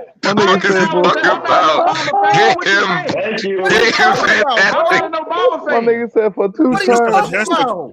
Mr. Fantastic, can I answer him? He said for 2 terms. Let him answer. Fantastic brought it to the table. Let him do it. Stop deflecting and let this I'm not an Obama fan, nigga. What you bringing up Obama? It doesn't matter about about shit to do with what I'm saying. brother. See now, you see how he runs? This is crazy, man. Brother, this has nothing to do about being fans. The black male vote did not put Obama in office. Sorry, bruh. Listen, you're missing the point yet again, man, and you're really like you're sidetracking the whole thing because you're taking a whole nother thing and not denying it, bro. Everybody on the panel can see what you did. Everybody in the chat did. Yeah, facts, bro. Was Ray Rice not treated differently? Yes or no? Bro, what the fuck does that matter? Y'all brought the shit up, not me, bro. No, I'm not the one that brought up Ray Rice first. Oh my God. Notice every time he brings up something, he gonna bring up something else. He will never answer your question. He's running like a squirrel, dude. This is crazy. Everything you bring up, Fantastic, he gonna jump on something else. Just answer the damn question. Yo, you're deflecting like a female, bro. Hey, yo, I'm not gonna get up here and suck your dick like these other niggas. Fantastic. I'm not gonna agree with you on everything. And we respect that, but at the same time, be a man and stand on your square and finish the question. Answer the damn question. You're gonna bring up Ray Rice. How do you say race is not an issue? How do you bring up Ray Rice being treated differently in the same situation, but say that race is not an issue? You're full of shit. Why was Ray Rice treated differently? Why was Ray Rice treated differently than this white boy? He's on camera. He's not like-minded. Everybody be quiet but me. Listen, bro. Listen, you're using female tactics now. Listen, you purposely fucking sidetrack the fucking thing to talk about the dynamic directly between black men and white men. I use that as a fucking example of Ray Rice to say how, yes, the media and whoever else is going to use the black man in the same similar situation as this to further, again, for like the fifth time me saying this, recycle the fucking the narrative that black men are abusers and all this other shit. Even in that case, like you said, there's a reason why people mention Gayle King. There's a reason why you mention other fucking prominent black females in this shit with fucking Ray Rice. Why? And you also skipped over the fact that I used Stephen A. Smith, a black man that actually said something in use his platform, risk his fucking position in his career. He got suspended for the shit, but you seem to jump over that, bro. Why? Because it doesn't fit the narrative, the bullshit narrative that you're trying to motherfucking push that this shit is about. That's not what it's about. I don't give a fuck about what the hell happened with white boys and what they did and how they're here, so on and so forth. That shit is not even accurate anymore. What's actually current now is, again, the black woman is not the fucking choice minority. Ray, you gotta mute up, bro. You got a lot of background. Bro, the fucking black woman is not even the choice minority anymore, bro. She doesn't fit enough of the goddamn intersection. Who made her the choice minority before, though, dude? Who was the who? He's not listening. Y'all see his whole tactics? Bro, that's whole shit he's doing. Yeah, who wrote the law? He knows exactly what who wrote the law? He knows These are what whole he's doing. questions. You know what? This is what. So these black feminists haven't had any help from these white politicians, right? Village Arsonist. This is what I'm gonna do for you, dude. This is what I'm gonna do for you because I see what you're trying to do. You're doing a horrible job of it, and you're like sidetracking the convo. So what we're gonna do for you is we're gonna make up one of these fucking historic fucking, you know, what the white man did to us panels. It'll be a one-on-one with just me and you. That's not what I'm coming with. See, this is your straw man. No, it's what you need. He's trying to tell you what you need because that's what the white man that need the black woman out of it. That's not my point. You can make it that I never said that. Okay, everybody be quiet. Listen, this is what we're gonna do to you, nigga. This is what we're gonna do for you. In the chat, if this nigga is on some, the white man did this, the white man did that, it's the white man's fault. That's not what the fuck I said. I never said it was the white man's fault. That's a goddamn lie. My nigga, please be quiet. Again, you are putting words in my mouth, bro. You're not gonna lie about what I said. That's bullshit. Hold on. This is the wonderful part about what I'm about to do. Okay. The panel has already told you this is what you're doing, but what you have outside of the panel. I don't give a fuck about these dick sucking niggas that kissing your ass. You're putting words in my mouth. All right, nigga. Hey, fuck you, bitch. Yeah, again, bro. Exactly. On that note, we don't give a fuck about you. Exactly. Yeah, fuck what the hell he talking about? What the fuck was that? Hold on. Everybody chill. Everybody chill. Now, Village Arsonist, I'm gonna tell you this shit again, my nigga. You hit me on my fucking email. We'll set this shit up one-on-one so I can fucking demolish your ass. Because, bro, you're sidetracking the convo on some pro-black white man, this white man, that shit, bro. I seen what you've been doing too, so it is what it is. You one of these niggas trying to get on too, bro. So today's not the day for that. You've had your shine, you had your time. Don't just turn to this motherfucking crazy ass hater because you lied on me once before, and I was a real nigga, and I still let you up here claim that I was fucking hiding your comments, which I never hid shit. Okay, but yet again, you're over here on my shit trying to motherfucking get your shit off. So what I'm going to do for you is hit my email, MrFantastic824@gmail.com, to set up a one-on-one for the topic you want to talk about. That way, I ain't got no help. I ain't got nobody. This and the other. It's going to be an hour of me and you one-on-one about a fucking convo so I can demolish your ass in front of everybody because you want to try to get your shine off here. So it is what it is. But let me see. Yeah, Ray, what was your question? Hold on, Ray Hama had a question, man. I appreciate everybody, but I got a whole bunch of niggas in here. I'm trying man, yeah, like that. Yeah, that dude, boss, man. Yeah, he reminded me of that one nigga you was getting into it with last year. Right. Yeah, that nigga, I had to stomp him in the face. Anyway, okay. Y'all heard of the fucking TV show called Lovecraft Country? Nope. You say what?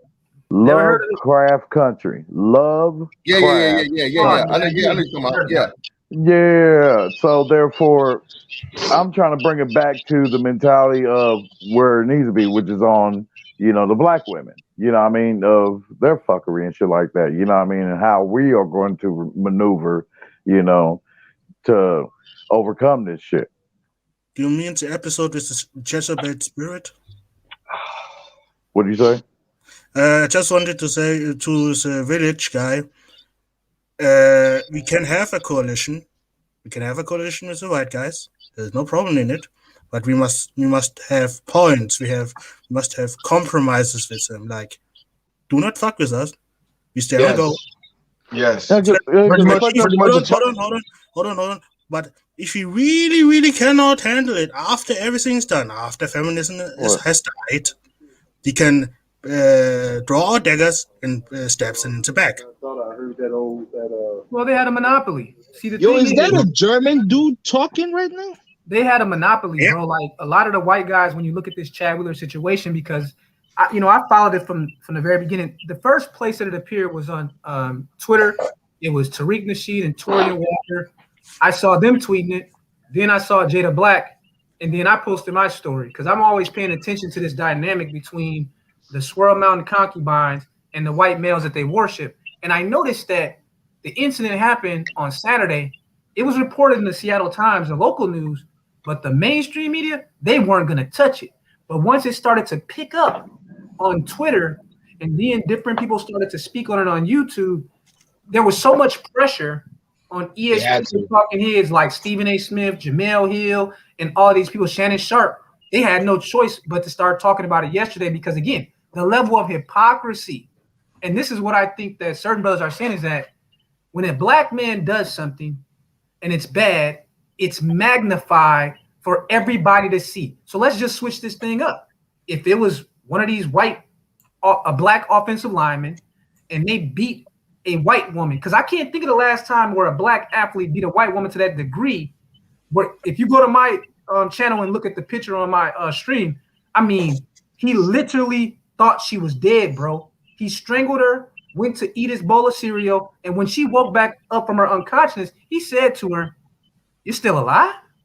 This is a total psychopath. So I've been trying to find like a similar situation where a black man in the last 10 years that was actually like he strangled a white woman to death, thought she was dead, and went back to eating Cheerios. And do you understand that the media, the moment they got that story, they would have had, see, the way that they handle it is so different. Like when a black man does something bad, they're gonna bring on like armies of like experts across all the major science, like psychology, violence, the feminists, and they're gonna talk down to him. Just like very similar to when that whole thing happened with Snoop Dogg, and that was a minor issue of him just making a statement against Gayle King. They brought out the whole media army to put him in his place. So when a black man does anything that's outside of where the place where the majority of his enemies, which is pretty much everybody, sees him, they bring in not their weakest voices, they bring in the Ivy Leaguers. They bring in the corporate CEOs. They're going to bully you. They're going to pummel you into submission if you're a black man. But, when a white man does the same thing, they always try to sweep. The same thing happened with the Jason Roger Pope thing, bro.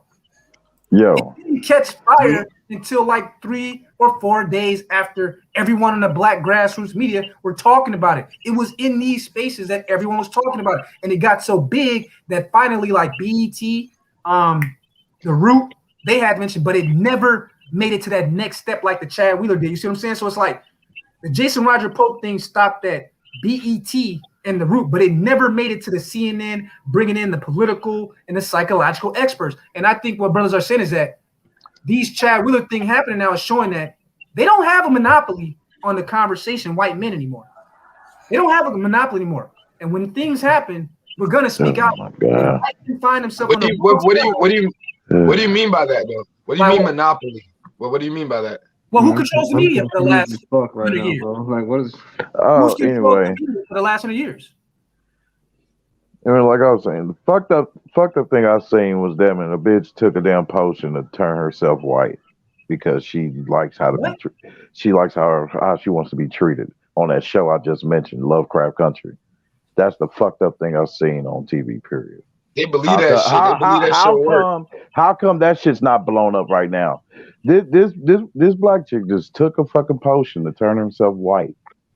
And because everyone knows how black women sing. It's nothing surprising. They support it. They support it. The reason that there's no talk about it is because they support that. They wouldn't put a black woman taking a partially white. Dude, that's what I'm trying to tell you right now. These search engines. Do you understand that every American has like a search engine profile that's traded with these big tech companies? They know everything that you search for. They have like a index of your searches through all these search engines. So it's like, let's say a black chick is sitting up in the dark and she's putting in lightening my skin or Zaddy or bottom shelf Brad, whatever, right? They collect this information. So today's media, at least in the mainstream, represents the what their consumer wants more than any media in the history has ever had. So when dig this here. Y'all niggas can deal with these motherfuckers. I'm getting my passport and damn it, I'm gone. Y'all can deal with these damn blown out coochie ass bitches all y'all want to, man. I'm good. Fuck that. Y'all have at it, and damn it, she might make you eat that motherfucker too. Damn it, you know what I mean? Because you gotta watch it now. These motherfuckers do listen to the She-Ra 7. Damn it, whatever that bitch name is. Damn it, yes. And you gotta watch them witchcraft, nigga. Please, nigga, you better, boy. Man, y'all better get protected by Jesus, dumbasses. Yeah, I'm good. Nah, I'm right there with you, bro. I'm straight up on the next flight. I'm working on my Portuguese right now, man. I'm trying to get up out of here, bro. We got 2 new brothers on the panel, bro. We got Bro Truth and Rael. Go ahead, Bro Truth is on you, brother. Go ahead. Hey, what's good, man? What's happening? Man, this shit live. This shit live as fuck today, man. Honestly, I'm confused than a motherfucker, bro. Like I came in kind of late. I was halfway in this shit and halfway in a meeting at work. So I don't know what the fuck going on. All I know is about some bitch got an ass whoop or some shit like that, bro. Like, yeah, the Chad Wheeler story, bro. He's an offensive lineman for he was an offensive lineman for the Seattle Seahawks, and I think the Falcons and another team, and he pretty much beat this girl, bro, almost to death. He thought she was dead.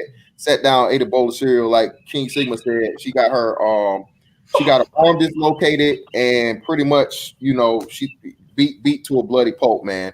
And we've heard every excuse from black women as to it wasn't his fault because he's bipolar, to it's not his fault, to it's black men's fault for not going to find him and kill him. So that's why we're having this conversation. Blame black men is back, and again, just like it was, like King Sigma said in the Jason Polk situation, this is our fault because black women chose the wrong white man. Okay, somehow this is still black men's fault. Okay, that's the problem, the issue here. And just real quick, let me say this listen. I'm not saying that racism or race isn't a part in this. The part that Village Arsonist was talking about, bruh, is just a whole other context of it, and he was contorting and perverting the conversation. I have no problem in really talking about the racism angle, but yet again, still, bro, this 2021. What is me or us rehashing all the shit the big old white man did to us? What does that do for us in 2021? Not a goddamn thing. That's all I'm saying, bro. His question kept being, "What about the white man? What did they do? Listen? That we know that. So what's going over? Do you have a time machine, my nigga? Let's get back to the women. We don't have a time machine to go back and change the shit that was done. It's pointless and just continue to bring it up. That's all I'm saying. That's all I'm saying. Yeah, no, for real. Such white man. Remind me of one of the motherfuckers, man, watching racist movies over and over again. Yeah, man. I can't stand that shit. It's not a lie, bro. And again, hit my email, my nigga. Hit email and we'll set it up. We'll have the one-on-one. We'll have the conversation so I can just show you how smart you not, bro. Real shit. I have no problem doing that. One-on-one.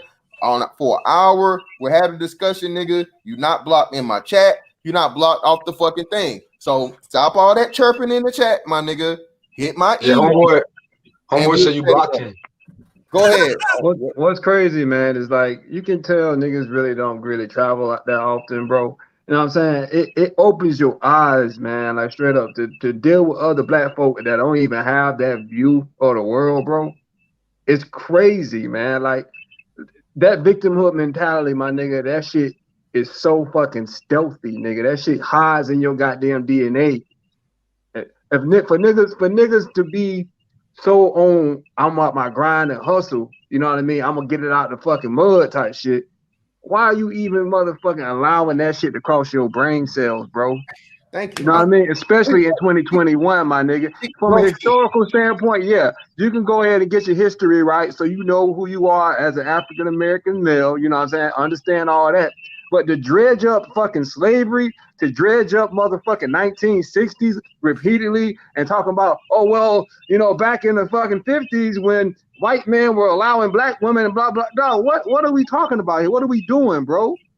Again, yeah, bro, true. But yeah, great point, man. But let me get Rael in here, man. Rael, man, it's always a fucking pleasure when you come through, man. Your ass is, you know, very, very rarely through here nowadays. So I want to make sure you get your say, brother. Then we're going to get back to Stephen. Go ahead, bro. It's on you, Ra. Peace, fantastic. Peace to the panel and chat. Happy New Year, everybody. Black men got to get out of this mentality of perfect allies. You know, we have to see things for what it is. In history, there have been people who were mortal enemies who sided with each other to defeat a greater opponent because their existence depended on it. They had to put their differences aside. That's the cost of doing battle because you're facing an existential threat. Okay. Now, the question is really what are black men really looking for? If you're out here with the mentality like, well, I don't want to link up with these white dudes because I want revenge. Well, good luck. That would be like fantastic being in the military and having white male brothers in the military and saying, I'm not going to defend this man's position because based on the history of slavery and racism in this country, it's time for him to get some payback. So I'm going to let him get taken out and put our whole unit in jeopardy so we lose the battle. And not only do we lose the battle, but the people we're trying to defend and protect, they're going to get caught up too because I didn't want to watch my brother six. We can't allow that to happen. It's sad to say, bro, but it's niggas in the army that think like that. It's also white boys in the army that think like that. Hold on, that's my point. That's a silly position to take. It's fucking stupid. Hold on. Let me finish. Here's the real question. This I posted this in the chat. The question for white men is this: if you're really against the gender stuff, cool, we get it. Because all men are going to be affected by these things. The question is, if you're going to be in defense of black men's interests, you have to do something to show that it's tangible, like black men can see it. And one of those things is to defend the gender perspective as white men. You have to you're going to have to accept that you can't just get positions based on you being white anymore. It literally has to be you're competent enough for the position. No more white. For us and them to be allies, they would have to. You're still going? Hold on. Because if you saying that, because we accept that on our side, we accept that as black men, we have to be very competent to get what we get. Nobody is giving us shit in America. That nobody can say that. Nobody can say, yo, they gave that man $1 billion. No, they ain't nobody saying that. Maybe for Oprah, but not for us. A black man get to $1 billion, that dude earned that shit. Matter of fact, Judge Brown, he said he was talking to a white woman, and a white woman said that if she had to pick between, in her field, a black man in that space and a black man and a white man in that space, she would choose the black man because she know he had to work 10 times as hard to get to that position. He really earned it. So that's the question for white men to have to contend with. Are you about, because that's why I think this gender issue really is affecting. It's not just it's affecting their notions of white male superiority. Because we've seen a lot of these white dudes talk about men's rights, but we've also seen them talk about still trying to maintain white male superiority. That's not what this argument could be about, because it's literally undercutting the very argument of white male dominance, because they're getting wrapped up in the shit too. So you're being shown that your position is not superior. So you're going to have to accept the fact that there are going to be some white dudes who don't make it. Can you be okay with that? And if you can be okay with that, then black men will have much more of a reason, if they choose to align themselves with you, not just to get you back to the same position so you can go out here and still try to push the white male superiority argument.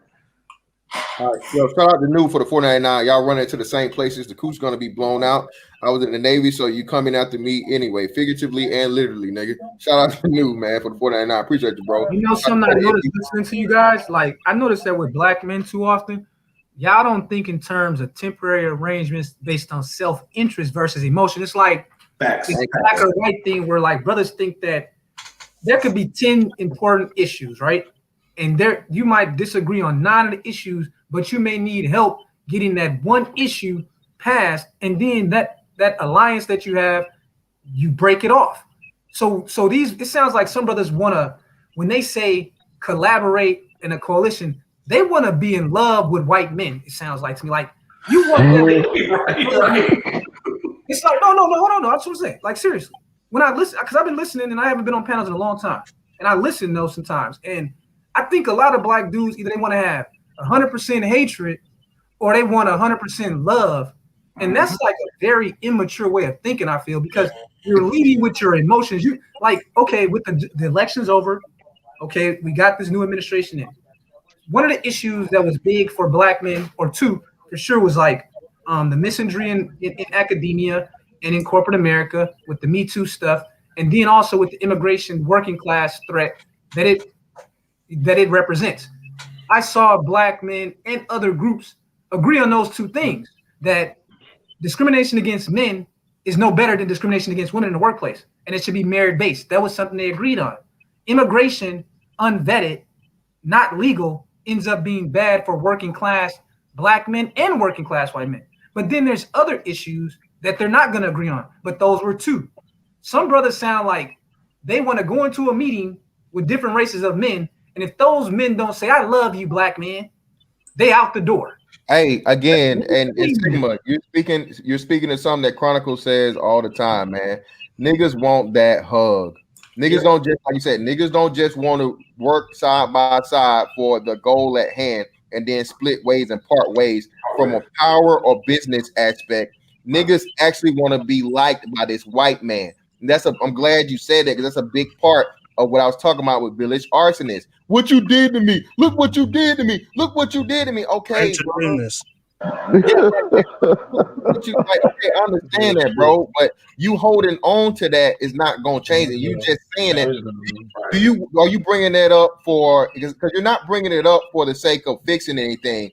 You basically want an apology from this man, or you want this man to make it right with you, quote unquote, so that you can feel better about his mistreatment of you. Damn, that's exactly what it is. Men, again, at the end of the day, man, slavery was like a fucking war, bro. Slavery is not fucking exclusive to black people, goddamn it. Racism is the Irish were slaves. Right. Discrimination is not exclusive to black people. So when we talk about this and we get hung up on that, like Sigma's, it's this emotionality and this attachment. This is how and why niggas stay the way we are, because we're too focused on, oh, he didn't do shit, nigga. He ain't no slave master. This 2021. Right. Fantastic. That's why Village stays the way he is. That's why he's one of the ones that's still in his position with the same mindset. That's that dude. But that's the white man. Gary in his voice when he was talking. Yeah, man. I don't Somebody, know, please think of the white man. Yeah, like, bro, what the fuck are we doing? But we got, I got a lot of people trying to get in here, man. So anybody that's willing to drop down for me, man, I greatly appreciate it. I'll drop down. Fantastic. Thanks for having me up, bro. I appreciate you, Smooth. Yeah, whoever's trying to get in, man, go ahead and get in. Go ahead, David is back on you, brother. Go ahead. Oh, my bad. Trader MBD on BS in 2021. If a black dude did this, Kamala Harris would say she was proud of him. Facts. Oh, come on, man, stop. Let me say this after. Hold on. Let me say this after. These niggas wild, bro. Hold on. Let me say this right quick because I want to follow up on King Sigma's point. If black men are really trying to take that approach that they don't want to work with white men, okay, that's fine. But you in America, you have the right to association. But as King Sigma can attest, I've been pushing for months. We need to start our own towns and cities. We have the capability in the manosphere alone. We have men who have building skills. We have engineers. We got PhDs who can teach in schools. We got businessmen. We have and it's not as hard as people think it is. Yes. So if you don't want to work with these white dudes, cool. Then work with your brothers. Then don't come up with these excuses talking about Black Wall Street. I don't want to hear that shit. I don't want to hear that shit. Ain't no cities falling from the sky. Men build that shit. And if you are not about working with the white men, okay, cool. Then work with your brothers and put forth that initiative and effort to build those institutions that you want to reflect black men's superiority and have those institutions put in place to defend black men. If you're all about it being just some all black affair, if you're not about the institution building, which is all about coming from building up these cities and these grids, and we have all this technology out here, all this access to capital, all these grants that we can be getting out here. If you're not about that life, then you just out here complaining. Well, you got to remember, Ryan, like that's what the whole civil rights thing. We try to ignore that, but there was a time, and I know of course, where blacks had their own towns and all that. But guess what? The moment they opened the election, they bounced. So I think that as much as I don't think they want to build those towns. I don't think they want to build these communities that you're talking about. I don't think they want to build the towns you're talking about. I think that a lot of black people just won't admit that what they really want more than anything else is 100% validation and love of their white people. That's what I think. They want one thing y'all are admitting though is that this victimhood mentality is addictive as fuck. Yes, it is. And I agree with that. I agree with that. That shit right there, man. Like nigga will not let that go for anything, bro. Nah, you're wrong. You're wrong. I don't subscribe to any victim shit, bro. When you on the take, my nigga, when you ain't gotta do shit for the rest of your life, you can just sit and fucking chill and collect checks, nigga. You're not gonna let go of that shit. And you literally have people that have this mentality where they have to play the victim. They want to be victimized, bro. Bro, I'm an entrepreneur. I work for myself, bro. That's you. You ain't talking about me, bro. That's you. I'm not a victim. Real talk, Art. Real talk. I'm talking about a lot of these black folk that are on the Democratic fucking train. A lot of these motherfuckers that had that captivity mindset. When there's a white man around every corner, there's a policeman around every fucking block, ready to crack their head and shoot them dead. That's the niggas I'm talking about. Okay, that's not me, bro. That's not me. That's not me. But yo, no one said that comes, bro. The extreme opposite of that is pretending like racism is a complete non-issue. That's the total opposite of that. But we experienced this racism for how long, though? How long we experience this racism? How long do we have to keep paying attention to the bullshit that we can overcome? Like when a motherfucker call you a nigga, don't you laugh at it now? Bro, who is empowering these black women? Who's even calling you nigga now? I'm still getting called nigga every once in a blue. I'm still getting called nigga every once in a blue, but it's funny to me now. Tell me one thing that you can't do because of the white man stopping you from doing it. One thing. I never said that. What are you talking? Tell me something you can't do because the black woman said it. Tell me something you can't do because the black woman is preventing you, bro. Hold on. Let me ask you a question. Hold on. He asked the question. What's one thing that you can't do because a black woman say you can't do it? You can't see your children. Because of these courts that white men control. Period. Who controls these courts? Right. You know what? This goes back to something Charles said the other night. This goes back to something Charles said the other night. Everybody stop. Everybody stop. No, see, that's where you're wrong. See, Village Arsonist, what you're doing is you're giving black women a pass for their bullshit. No, sir. They're both. Bro, I did not interrupt you. Fuck them both. Bruh, you asked the question, let me answer it. Again, I don't give a fuck what judge passes down any fucking court order. You know what the court order don't say? Hey, bitch, do not let this man see his kids even though he's paying for his kids. That woman makes a decision as a fucking woman and a parent to alienate and fucking fuck up the relationship that their fucking kids have with their father. When all the amen. Fucking amen. Now, also, who lets her put you in jail? Because I'm going through that same shit. I'm going through that same shit right now. I'm going through that same shit right now. Listen though, again, Village Arsonist. Does the police just show up to your door because you're in a relationship with a black woman and lock your ass up? Or does the fucking black woman have to call the police on you? But he know who empowers her to be able to do that. It's gonna always be a but. Yo, Village. Do you realize that you are doing exactly the shit you don't like? Yeah. You are doing the shit you don't like, bro. Just take a second to think about it for a quick second. TVA, I want to make one statement to you, TVA, because I spend a lot of time with immigrants, right? And I know a lot of Muslim women. You know something? You wouldn't know it, but a lot of them have been raised by single mothers, and a lot of their fathers are here in the States, but their mothers refused on a cultural level to take them through the American courts because they have like their own little internal way of doing things through their religion, through their mosque, through their family networks and marriage and all that. And when one of the guys get out of line, they keep it on a family level, on a private level, and they still won't let the courts get in because they don't trust the court. They don't want them destroying their family. So I think what the brother Mr. Fantastic is pointing out to you is that you're leaving out the personal responsibility on that woman. No court case gets started until she initiates it. I agree with that. I agree with that, brother. That's not true. That's what I'm trying to get y'all to understand. I'm not saying the black woman is not responsible. TVA, here's another part to that. We're also taking out the responsibility of ourselves. How about that part? Fuck them. Yeah, it's our responsibility to keep a standard, and we don't even keep the standard. There should be a standard that, okay, if you think like this, if you think you want to do this, you're in a kata. You're not a free-thinking black man. The problem is when we be like, oh, you just robbed a bank? I guess you're going to be down with us, and then you're going to try to look for the criminal to fix up the neighborhood. You can't do that. There has to be a standard, bro. Look, here you go.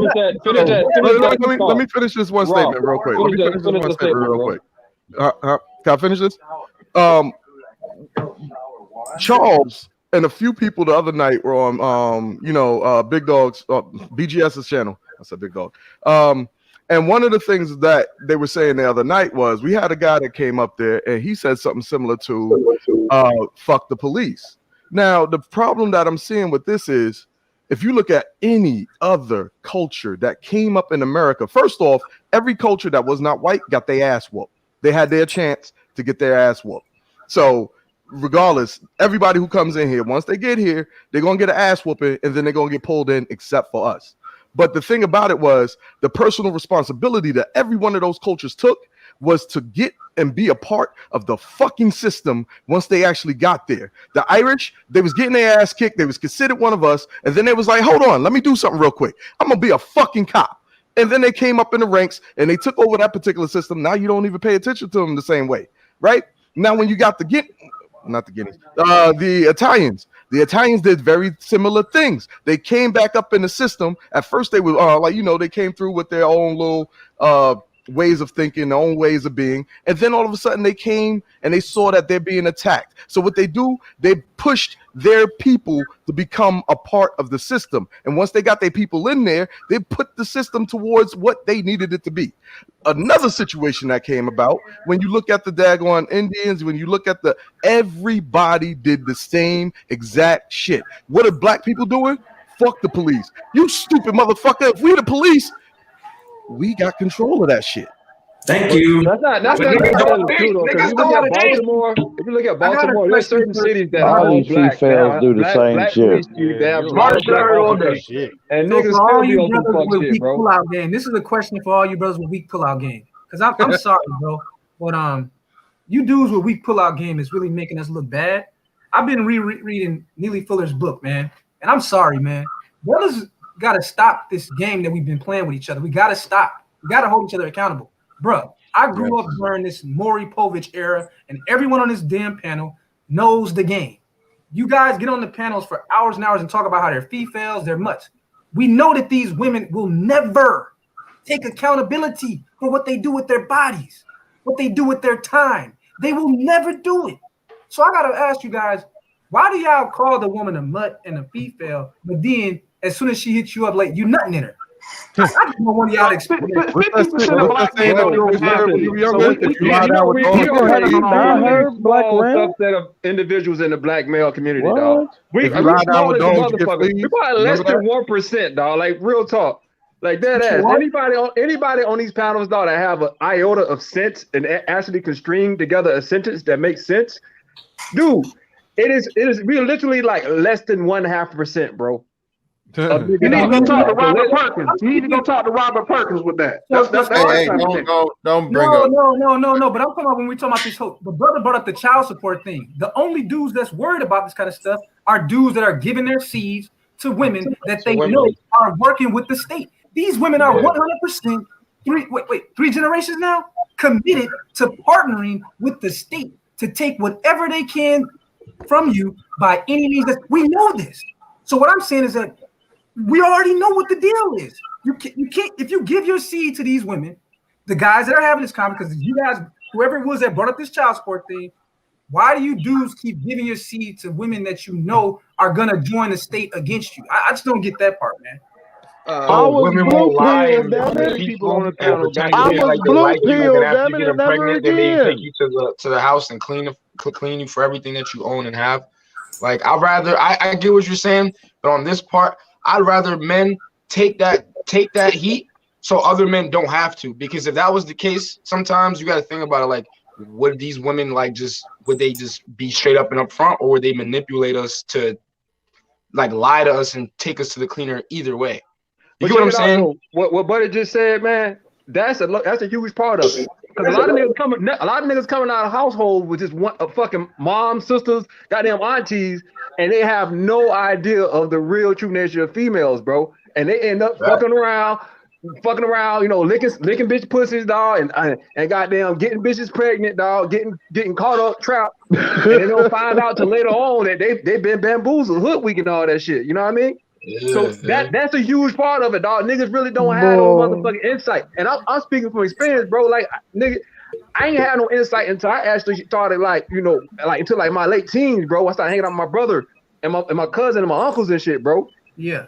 Thank God for that. So that's good. Nigga, I was blue pill and never again. And that's why it's important. Never again. Young men never again. This kind of discussion, because that has to be a part of any standard. Before brothers get to talking about politics and economics, man, we got to place the highest emphasis on protecting our seed from these unrighteous women. Period. Start there. That's step one. How do we actually go from protecting our seed to coming together as a group to be able to do so? Because one of the main things that they use is that as a man, you don't have enough time to be able to take care of your child. As a man, you're not the right person to be able to do that. So when we go into these court systems, when we go into these situations where we have to fight against this let's just say this corporation that has a way of making their money, and one of the main ways that they make their money is by separating the child and the father, so the father would have to funnel a financing fee through them. Since we know this, and we're handling somebody else's business, because I ain't got no children, but I want children, but I ain't gonna be stuck like you said. I have dick control. I know who not to nut the fuck up in. But when that situation comes about, how do we group our people as in men? Because obviously, because they already made it clear that black women aren't a part of the black community. So as men, how do we group our people together to move forward to make sure that we can, the first one is gather our boys, and then secondly, because it has to be about the boys first, but secondly, then make sure that we gain control of the girls at a certain age. Yeah, listen. It's a simple answer, y'all. Like literally. Hold on. It has to be a foundational shift. Hold on. First of all, I said it earlier. Do y'all understand what it really means to set up a city, a municipality, a town? You're setting up government. Yes. And all the power that comes through government. That's what it means. Mm-hmm. Instead of being antagonistic to government, you do what every other group of people out here doing when they do the same thing. You're participating in the governmental. You mean storming the Capitol? Like storming the Capitol? No, it means wait. What he means is we go someplace, like even though it's not every other group abides by the law, right? Every other group abides by the law. Example of how to do this. Example one. Wait. Listen, bro, you trolling. Yeah, hold on. Bro, you trolling again. You keep going back to the racism shit, man. But shout out to Zero, bro. I didn't mention race. I just said storming the Capitol. One of these pro-black niggas, bro. One of the most used phrases. Negative. That's a negative. That's a negative, bro. Let them read the super chat. Faced with cooperation, men, to solve anything, you can't get traction when people is on me personally trained. Yeah, man. Listen, a lot of you motherfuckers, as much shit as y'all niggas talk about. Shout out to Fast as Life, bro. I'm sorry I lost the super chat, but thank you, Fast as Life, for the thing. Listen, bro, a lot of you niggas hate the military, but are extremely military minded, and yet and still have no understanding of military concepts. Mm-hmm. Listen, bro, you are going to have to work with people you do not like to succeed. Rael gave the perfect example and scenario of this shit. King Sigma followed up with it. Bro Truth said the same thing. Very few of these niggas understand what manhood is about. Manhood comes before even the fucking race part, bro. All right? But the manhood comes before the fucking race. All right? At the end of the day, you're seen as a man, and then you're seen as a black man. Things are required of men regardless of fucking race. All right? If and when you're a man, they're going to have to be motherfucking concessions made. They're going to have to be sacrifices made. They're going to have to be alliances made in order for you to fucking succeed if and when you don't have the proper amount of power. Once you get that amount of power, then you can end those alliances because you no longer need them. Men have done it. Many men before us, whether they be Africans, whether they be white, whether they be Asian, or whatever else in the fuck in between, okay? You use the fucking the allies that you need to use for the purpose, and when you no longer need them, then you move on. All right, there's no way that black men as individuals are going to fucking just do this overcome and conquer fucking bullshit, because we do not have enough of us on the same motherfucking mindset, brain. So we can't work together, but we can work with white men. Okay. Mr. Fantastic. What's going on? I gotta go, but he did that shit on purpose. I just want to make it and I need to get this out to black people. First of all, when you're setting up the cities and the towns, what does that mean? You get to set up the municipality courts. You get to elect the judges you want in those places. You get to set up the police department. And once you start setting up this infrastructure, then you can also begin to set up schools in your municipality. You can begin to start getting development grants out here to develop land for commercial, develop real estate commercially, to bring in resources to increase the tax revenue base. The government is not going to have a problem with tax money coming in. Yeah, they're not gonna have a problem with. Yeah, that's how you do it. You got to speak to them on the level that you do what men have always done. You go out, you clear land, and you develop it. Right. That's what you do. Talk that real shit. You got to speak to them in the level of which they understand, because one of the things that you're saying right there, it ain't even like high level, but it's mid level. Nigga, you got to go someplace where it ain't popping. You got to get your hands dirty and do that shit your fucking self and get it popping yourself. That's what he's saying. Good luck, but Mr. Fantastic, man, I got to bounce. Thanks for having me on. But it's a good scene in The Dark Knight that explains what you were just saying in a good short example. That scene in The Dark Knight where all the mobsters who hated each other, like you had the blacks, the black mob, the Latinos, the Italian mob. You remember that scene where like they were all at the table and the Joker was messing up their money? And they all had come together despite they hate each other on any given day, but they had a bigger threat than their petty grievances and differences with each other about turf.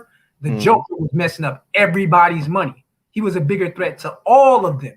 So they came together. Look, well, Batman had to bail them out, of course, but so sometimes you got to have an alliance even with your enemies. That's why one of the sayings is that keep your friends close, keep your enemies closer, because we live in an integrated society, bro. I'm sorry to tell you guys, but the more that we go online, the more integrated the society is going to be. So, yeah, some guys will be able to live on an island somewhere or whatever, but for the majority of us, we're going to have to learn how to maximize our position within this integrated and interdependent society. And at some point, you're in a situation where you have a republic like America is, a corporate republic. You're going to have to put your ideas out there on the higher level at some point, and you're going to have to compromise with other groups. It's just the way that is integration in thought, but like it's not integration in culture. No, you can have. There's. But the thing is, all black people ain't born in the hood, bro. That's one of the things we got to point out. A lot of black people are born around white people. It ain't even the hood part of being so-called quote unquote black. Hey, let me jump on this. It's not even hood.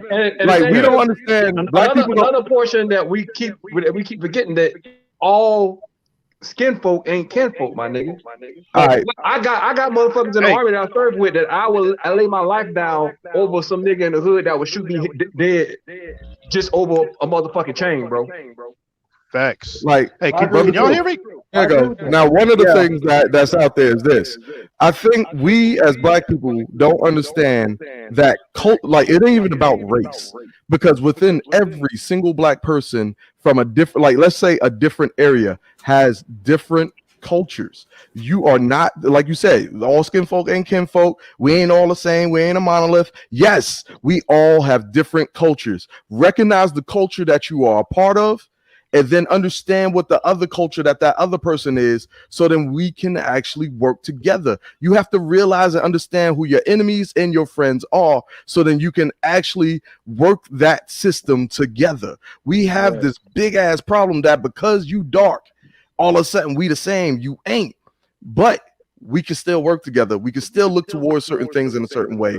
And if you understand and appreciate my culture the same way I understand and appreciate yours, we can move past this one thing of fucking culture. Let me jump on that. Can y'all hear me? That sounds good.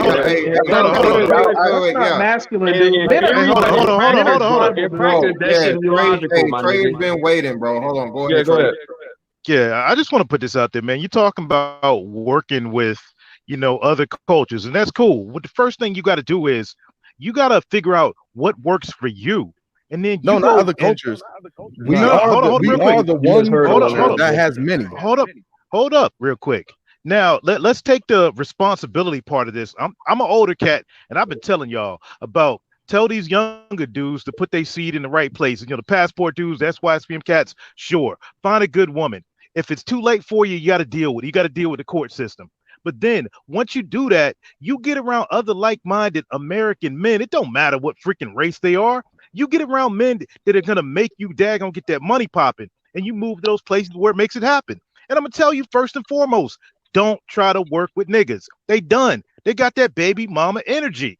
If they mind is done corrupted by black women, you ain't gonna be able to work with them. All you trying to do at that point is work with black women with penises. So don't work with other black men. That's what you're saying. I'm saying don't work with niggas. So don't work with So other what the black hell? men. Don't work with niggas. I'm where did you get that from? Everything that he said. He said like-minded people work with them.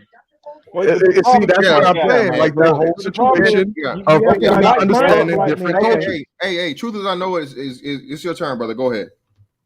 Well, the problem is you have a certain demographic of black people that are defensive minded.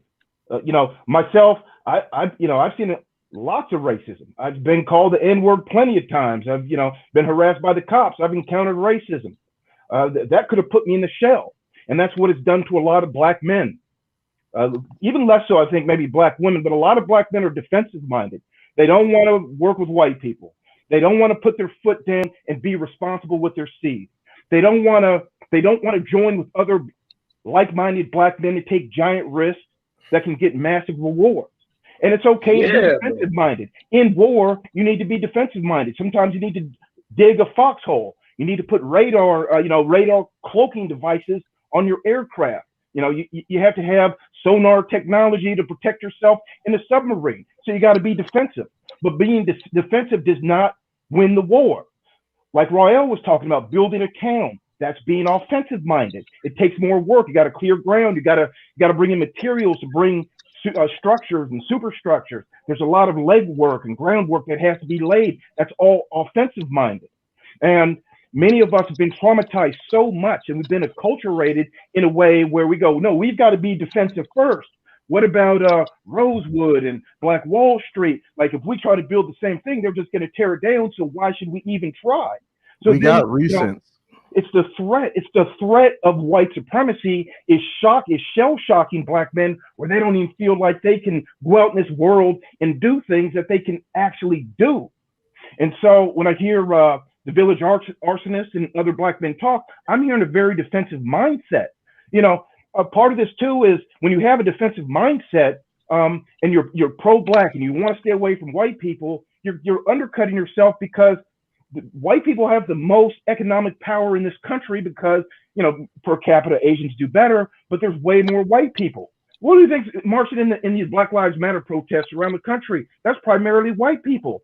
A lot of them want to put their best forward. Do they understand racism? I'm not claiming not very well. Wait. Do they want to understand racism very well? A lot of them no. They don't want to spend that energy. But that doesn't mean you should network with people, build with people, try to set up structures for yourself in your life that can pay off massive rewards.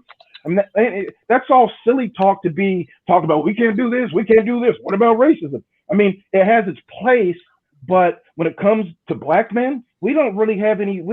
That shouldn't be our thing. If we wanted to really, and this is the thing, like a lot of with your pro-blacks who are they don't want to get close to whiteness in a way because because they're defensive. What they end up doing is they say, well, I want to help the black community. Well, the power structure is in the hands of white America. And if you're not willing to confront white America and get up close and personal and start that basically a fist fight, and maybe they don't know it's a fist fight, but we know it's a fist fight because we're fighting for ourselves. But if you're not willing to engage in that type of battle, then you can't build the structures for the black community that you say that you want to build. You're going to be stuck in that foxhole. Yes. All right. Truth. Talk that shit. I want to not rebut something. I want to try to add to but build on at the same time. Here's the problem. It is not that we should segregate in any way from white people, but one of the things that needs to be done is we need a full and total reset of the mind of very many of these black people. And one of the main ways when it comes to Americans that this has to be done is to separate them from the thing that is poisoning them in the first place. So either giving them a place where they can retreat from others, where they can actually see just themselves doing well, just people like them raising up, just people like them getting to another level, and then they can see that it can be accomplished and done by their own. I remember when I first saw Atlanta, and way back in the day, it's hard to separate them from something that they yearn for. But so that's the strongly. thing. Yeah, that's true. Assimilation. There's going to be a lot of people who we going to have to let. Listen, let them go, let bro. them niggas fail. Let them niggas fail. You gotta let them go. I agree. Some But of these niggas the gotta problem go. I'll is, be the first to say that. but the problem is, we keep including these people and then making it as if the top. Because I always say this right here: Give me an example of that. we make the top 10 and top 20% the most important part of our cultures. And the thing about it is, the motherfuckers can't even think themselves out of a can of paint a majority of the time. They're usually either hoisted up on top so we can look at them and lord them, or then they're on the bottom and making the most noise, while the people in the middle is trying to figure out what fucking step to make. And what it needs to be is the people in the middle need to make a fucking decision, come together, start building towards a actual path. And it ain't even about, for instance, if let's just say a black corporation, and this is how I'm gonna say it from this point forth, because this is how it needs to be thought about. A black corporation needs to go out to West Bubblefuck, middle of nowhere, form a prison, form a major institution or something like that, and build up the city in the area from that. If just alone, a prison alone will, one, we can pull in our people, right? Because a majority of ours are in these prison systems. We can restructure that prison to be more like a Swedish prison where they come in and we fucking structure their brain. Wow. At the same fuck time, these niggas, bro. Hell no, bro. Let them niggas burn. Here's the problem with that. Here's the problem with that. Here's the problem with that. Hear me out. Just hear me out. Hear me out.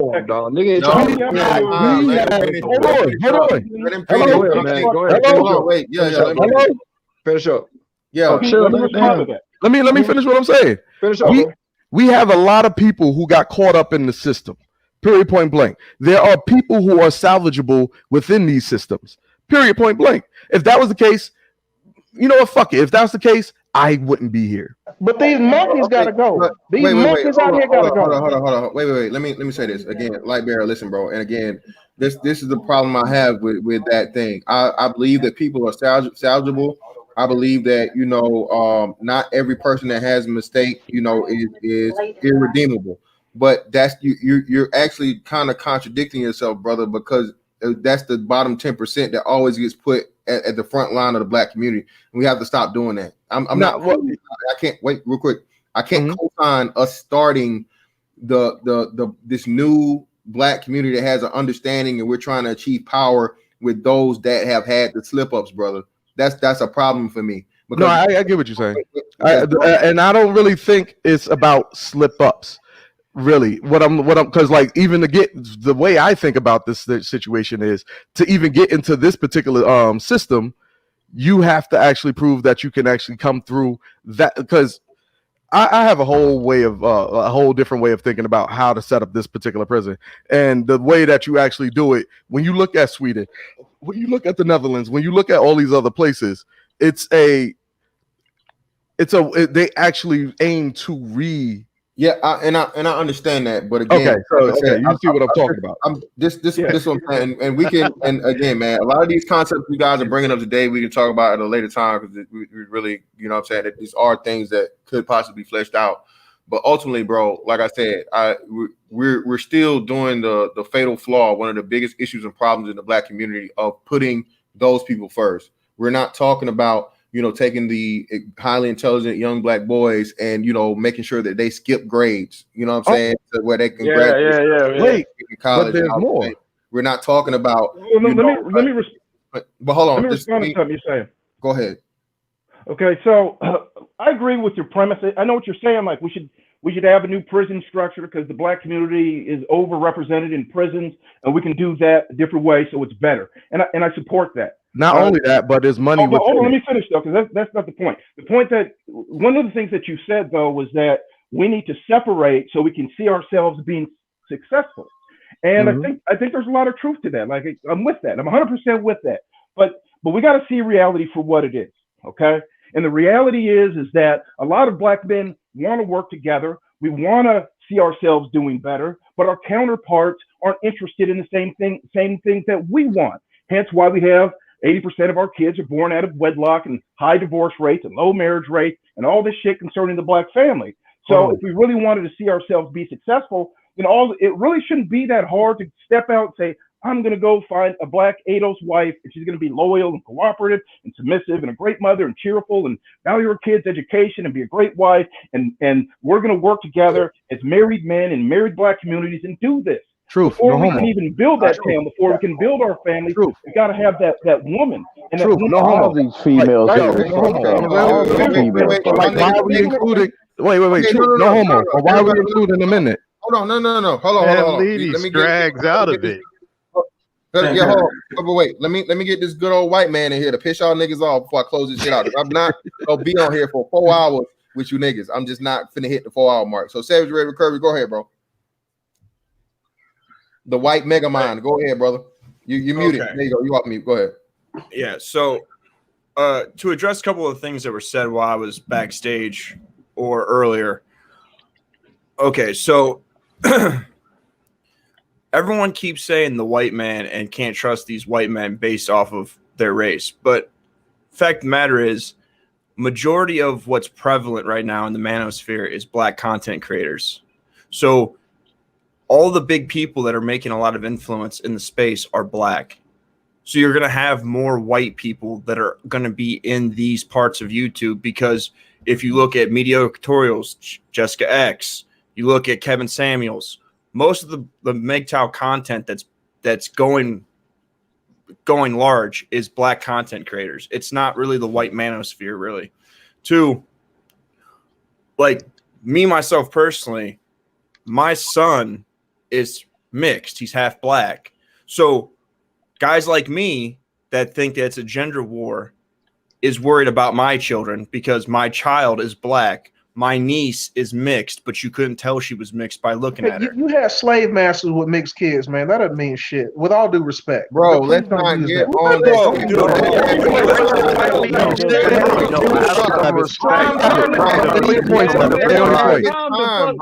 Nah, fuck that. Mute that motherfucker. Savage. Stay on your point. Man, kick the village coon out of here. Go ahead, please. Village idiot, bro.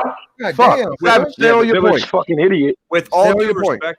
With all due respect, my dude, my family's Irish. My family's from West Virginia, which is a state that left Virginia over slavery and fought with the North. My great-great-great-grandmother's half black and half Indian. I am not in any way a slave master. Not only that, in my family, I have a niece that's half Indian, not Indian in America, not native, from India. I also have an uncle that is bro, you ain't even gotta justify it. No, so that means all of this means what? That you're not racist. Again, Savage, bro, Village Arsonist, chill, bro. God damn. Damn Village Coons. Hold on, I gotta ask this question. Has he ever heard of the Civil War? Not even that. Village Arsonist, bro. Village Arsonist, nigga. I got a flight for you, Civil nigga. War, a bunch of poor white men fought to keep your black ass in chains. Wait, be quiet. You know what happened on every fucking insurrection that we had with black people? You know what fucking happened? A nigga like you snitched on us as we was getting shit going. This is what I Get the said. fuck out of here with that shit. Let them speak. God damn. You supposed to be wrapping this shit up, man. You done sparked some shit up. We supposed to be wrapping this shit up, nigga. What the fuck? Listen, bro. Listen, Village Arsonist. If nigga, until you can show me the motherfucking the Klan rally or the Aryan Nation fucking meeting that you done bust up in with this same energy, nigga, please shut the hell up and let the man talk. He's not on here saying nothing about point, bro? What are you saying? You're not saying nothing. Bro, you don't know shit about what I do, bro. His You point don't know is you ain't about that, bro. Nobody knows what you do. You sound dumb. No disrespect. You sound kind of dumb, man. We got the Django. We got the Django on the panel. Oh, he killed white folks for fun. Oh. Go ahead, bro. Go ahead. Okay, so point being, if you guys go on my YouTube channel, I actually have a video that's called "Divesting and Swirling is an Issue." It's a problem. I don't personally have a problem with interracial dating because obviously I have a mixed son. But the issue I have with the ideology is black women that are swirlers and divestors are talking shit about black men to lift white men up for some shit that we're not Superman. We can't live up to the standard that they're putting on us. And it's making division. It's pushing the racial tension between blacks and whites more. Like, this is the issue. If you want to be treated with respect, you can't be talking shit about white people every day, all day. The whole time I've been on here, every time I say something, I get talked over. I've been shown the least amount of respect, and I've been quiet and not over-talked anybody. Savage, can I ask you a quick question on something you just said? You said that divestment and these swirlers are causing racial tensions to rise. Can you explain that a little bit more? Well, because you have these women that are talking about black men and dusties, and white men are white zaddies, and they're great, and you just need to open your options and go to white men, and life will be so much better because they're conquered and they don't build shit, blah, blah, blah, blah. And so they're using race against you guys, and then they're lifting us up, all right? And then, like, if you guys look up Eddie Edheim, he did a stream about me because I was on Jessica X's channel doing super chats to a female named Courtney that was talking crazy and talking that same shit and said, us white men don't want you. So he took my super chats and sent them to child support. I got black folks that are trying to dox me because I am agreeing with you. So this isn't just, oh, well, you're a white guy. You're like, people are trying to affect my actual personal life over my thoughts. So, like, before you just start saying use a racist and use a slave master, and the slave master had. Bro, I never called you a slave master. Please stop. I'm not saying you. I'm not. Bro, you brought it up. I was even bring the analogy up though, bro. Just go does he go to his white buddies with this same energy that puts these same stereotypes about black men? Listen, no, he'll go at black women for talking shit about black men. Do you go with your white buddies that push these same stereotypes about black men? You slave-minded ass nigga, bro. You go bang on them for him. But anyway, finish up, bro. Go ahead. Listen, bro. I ran with Bloods. I live in East Cleveland, bro. I'm not a suburban white boy. Like, my whole life, because I'm white, I've had black guys like you think I'm soft and try me every which way. So at the end of the day, I'm not your country weak ass honky that you can just talk shit to. Because you won't talk crazy to me like this in the street. You witness black dysfunction up close. That doesn't make you tough, dude. Okay, like really? See now, we don't want to. He said he could whip your ass. I let the white man talk shit to a nigga. You ran with blood. What does that mean? You online, bro. You online. He thinks running with street niggas means he knows black people. Nigga, goddamn, nigga. I offered you life experience. One-on-one. Hold on. Listen, my nigga. I offered you the one-on-one, bro. Please hit my email. I expect to see an email from you, my brother, Village Arsonist, with it before the day is out. Okay. Put it in chat, bro. Can you put it in chat? It's my name at gmail.com. Mr. Fantastic 824 at gmail.com. That is not too hard to remember, brother. I offered you this an hour ago. I still haven't got no email from you. So again, I expect you to hit me up with the subject matter and the topic. I didn't know I needed to hit you in 5 minutes, bro. Like, I'll hit you. Big bad white man that you want to keep crying about. He's fucking up the flow, man. He's fucking up the flow. Up, man. But it is what it is. At the end of the day, man, like I said, I'm not gonna hit He's the one claiming to be tough because he ran with Bloods. Yeah, bro. Again, like I said, that's why I stopped it. So y'all niggas not finna set me up for this shit. He thinks running with Bloods means he knows black people. No, nigga, you taking this nigga word way out of fucking context. Yo, can we put him in the back so this man can fucking talk? Everybody be quiet. Again, I stopped the shit. Okay, it is what it is. It wasn't no threats. So we stopped that shit before it even happened. Shout out to Indigenous TV for the 5. All that smoke for the white man, but not for the Arab man. The man who had our ancestors in chains before the white man did. Exactly. So listen, bro. I refuse to hit the 4-hour mark with you niggas. This is a long ass time, but this was a bomb ass panel. We had over 300 motherfuckers in here for like 4 hours strong, bro. For all damn near 4. This is damn good.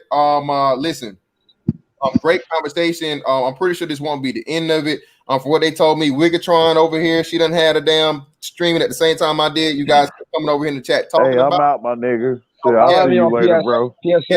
Yeah, shout out to everybody that came through today, man. Had some big heavy hitters in here, man. Some long time no sees. Shout out to my man King Sigma. Shout out to my man Rael, Lightbear. Truth as I know it. I ain't seen Truth as I know it in here over here like goddamn a year, damn near, bro. Appreciate you. Been a minute, homie. Make sure you come back through whenever, man. Like I said, bro, we back into it, y'all. We back into the regular flow of things. Hopefully we can continue to have some great conversations. I appreciate all the support, man. We doing some of everything, bro. If you guys have topics, anything you want to talk to me about, one-on-one subjects, interviews, all those things, bro, hit my email so we can set it up. You know what I mean? I'm doing this. I'm trying to do the whole, brotherhood shit and reach out and collaborate with niggas. All this shit is supposed to be allegedly the YouTube formula to growth. So, nigga, I'm doing it. I'm doing my part. But Savage Red Recovery, bro. As a matter of fact, if you want to, bro, hit me up on the thing because it's cool to fucking have white boys on the panel now. I see everybody doing it. Even the pro-black niggas is doing it. Pro-black niggas. I'm not gonna kiss your ass, Savage. It's not gonna happen for me, bro. I don't give a fuck about your white skin. I'm not gonna disrespect you because of it, but I'm not gonna kiss your ass either. Hey, Village Savage, make sure you bring your A game. You got that one-on-one. Make sure you bring your A game. Again, I can't wait. Fuck you, but I'm not gonna disrespect you. This is gonna be. He's too much, man. He is too much. But anyway, bro, like I said, if you want to set up a one-on-one and talk about I fucking hate your white skin, but I'm not gonna disrespect you. Exactly. Do that one-on-one and bring that A game, Village. Bro, he has no chance. It's over before it starts. But hey, greatly appreciate everybody that motherfucking came through, bro. The email again, MrFantastic824@gmail.com. Don't forget, nigga, cop a shirt if you want to. BABG motherfucking apparel. Here for you to go, big ass black guy. You know what it is. Don't get no better than that. Hey, and I'm out on you niggas, man. Holla. I'm done. Peace.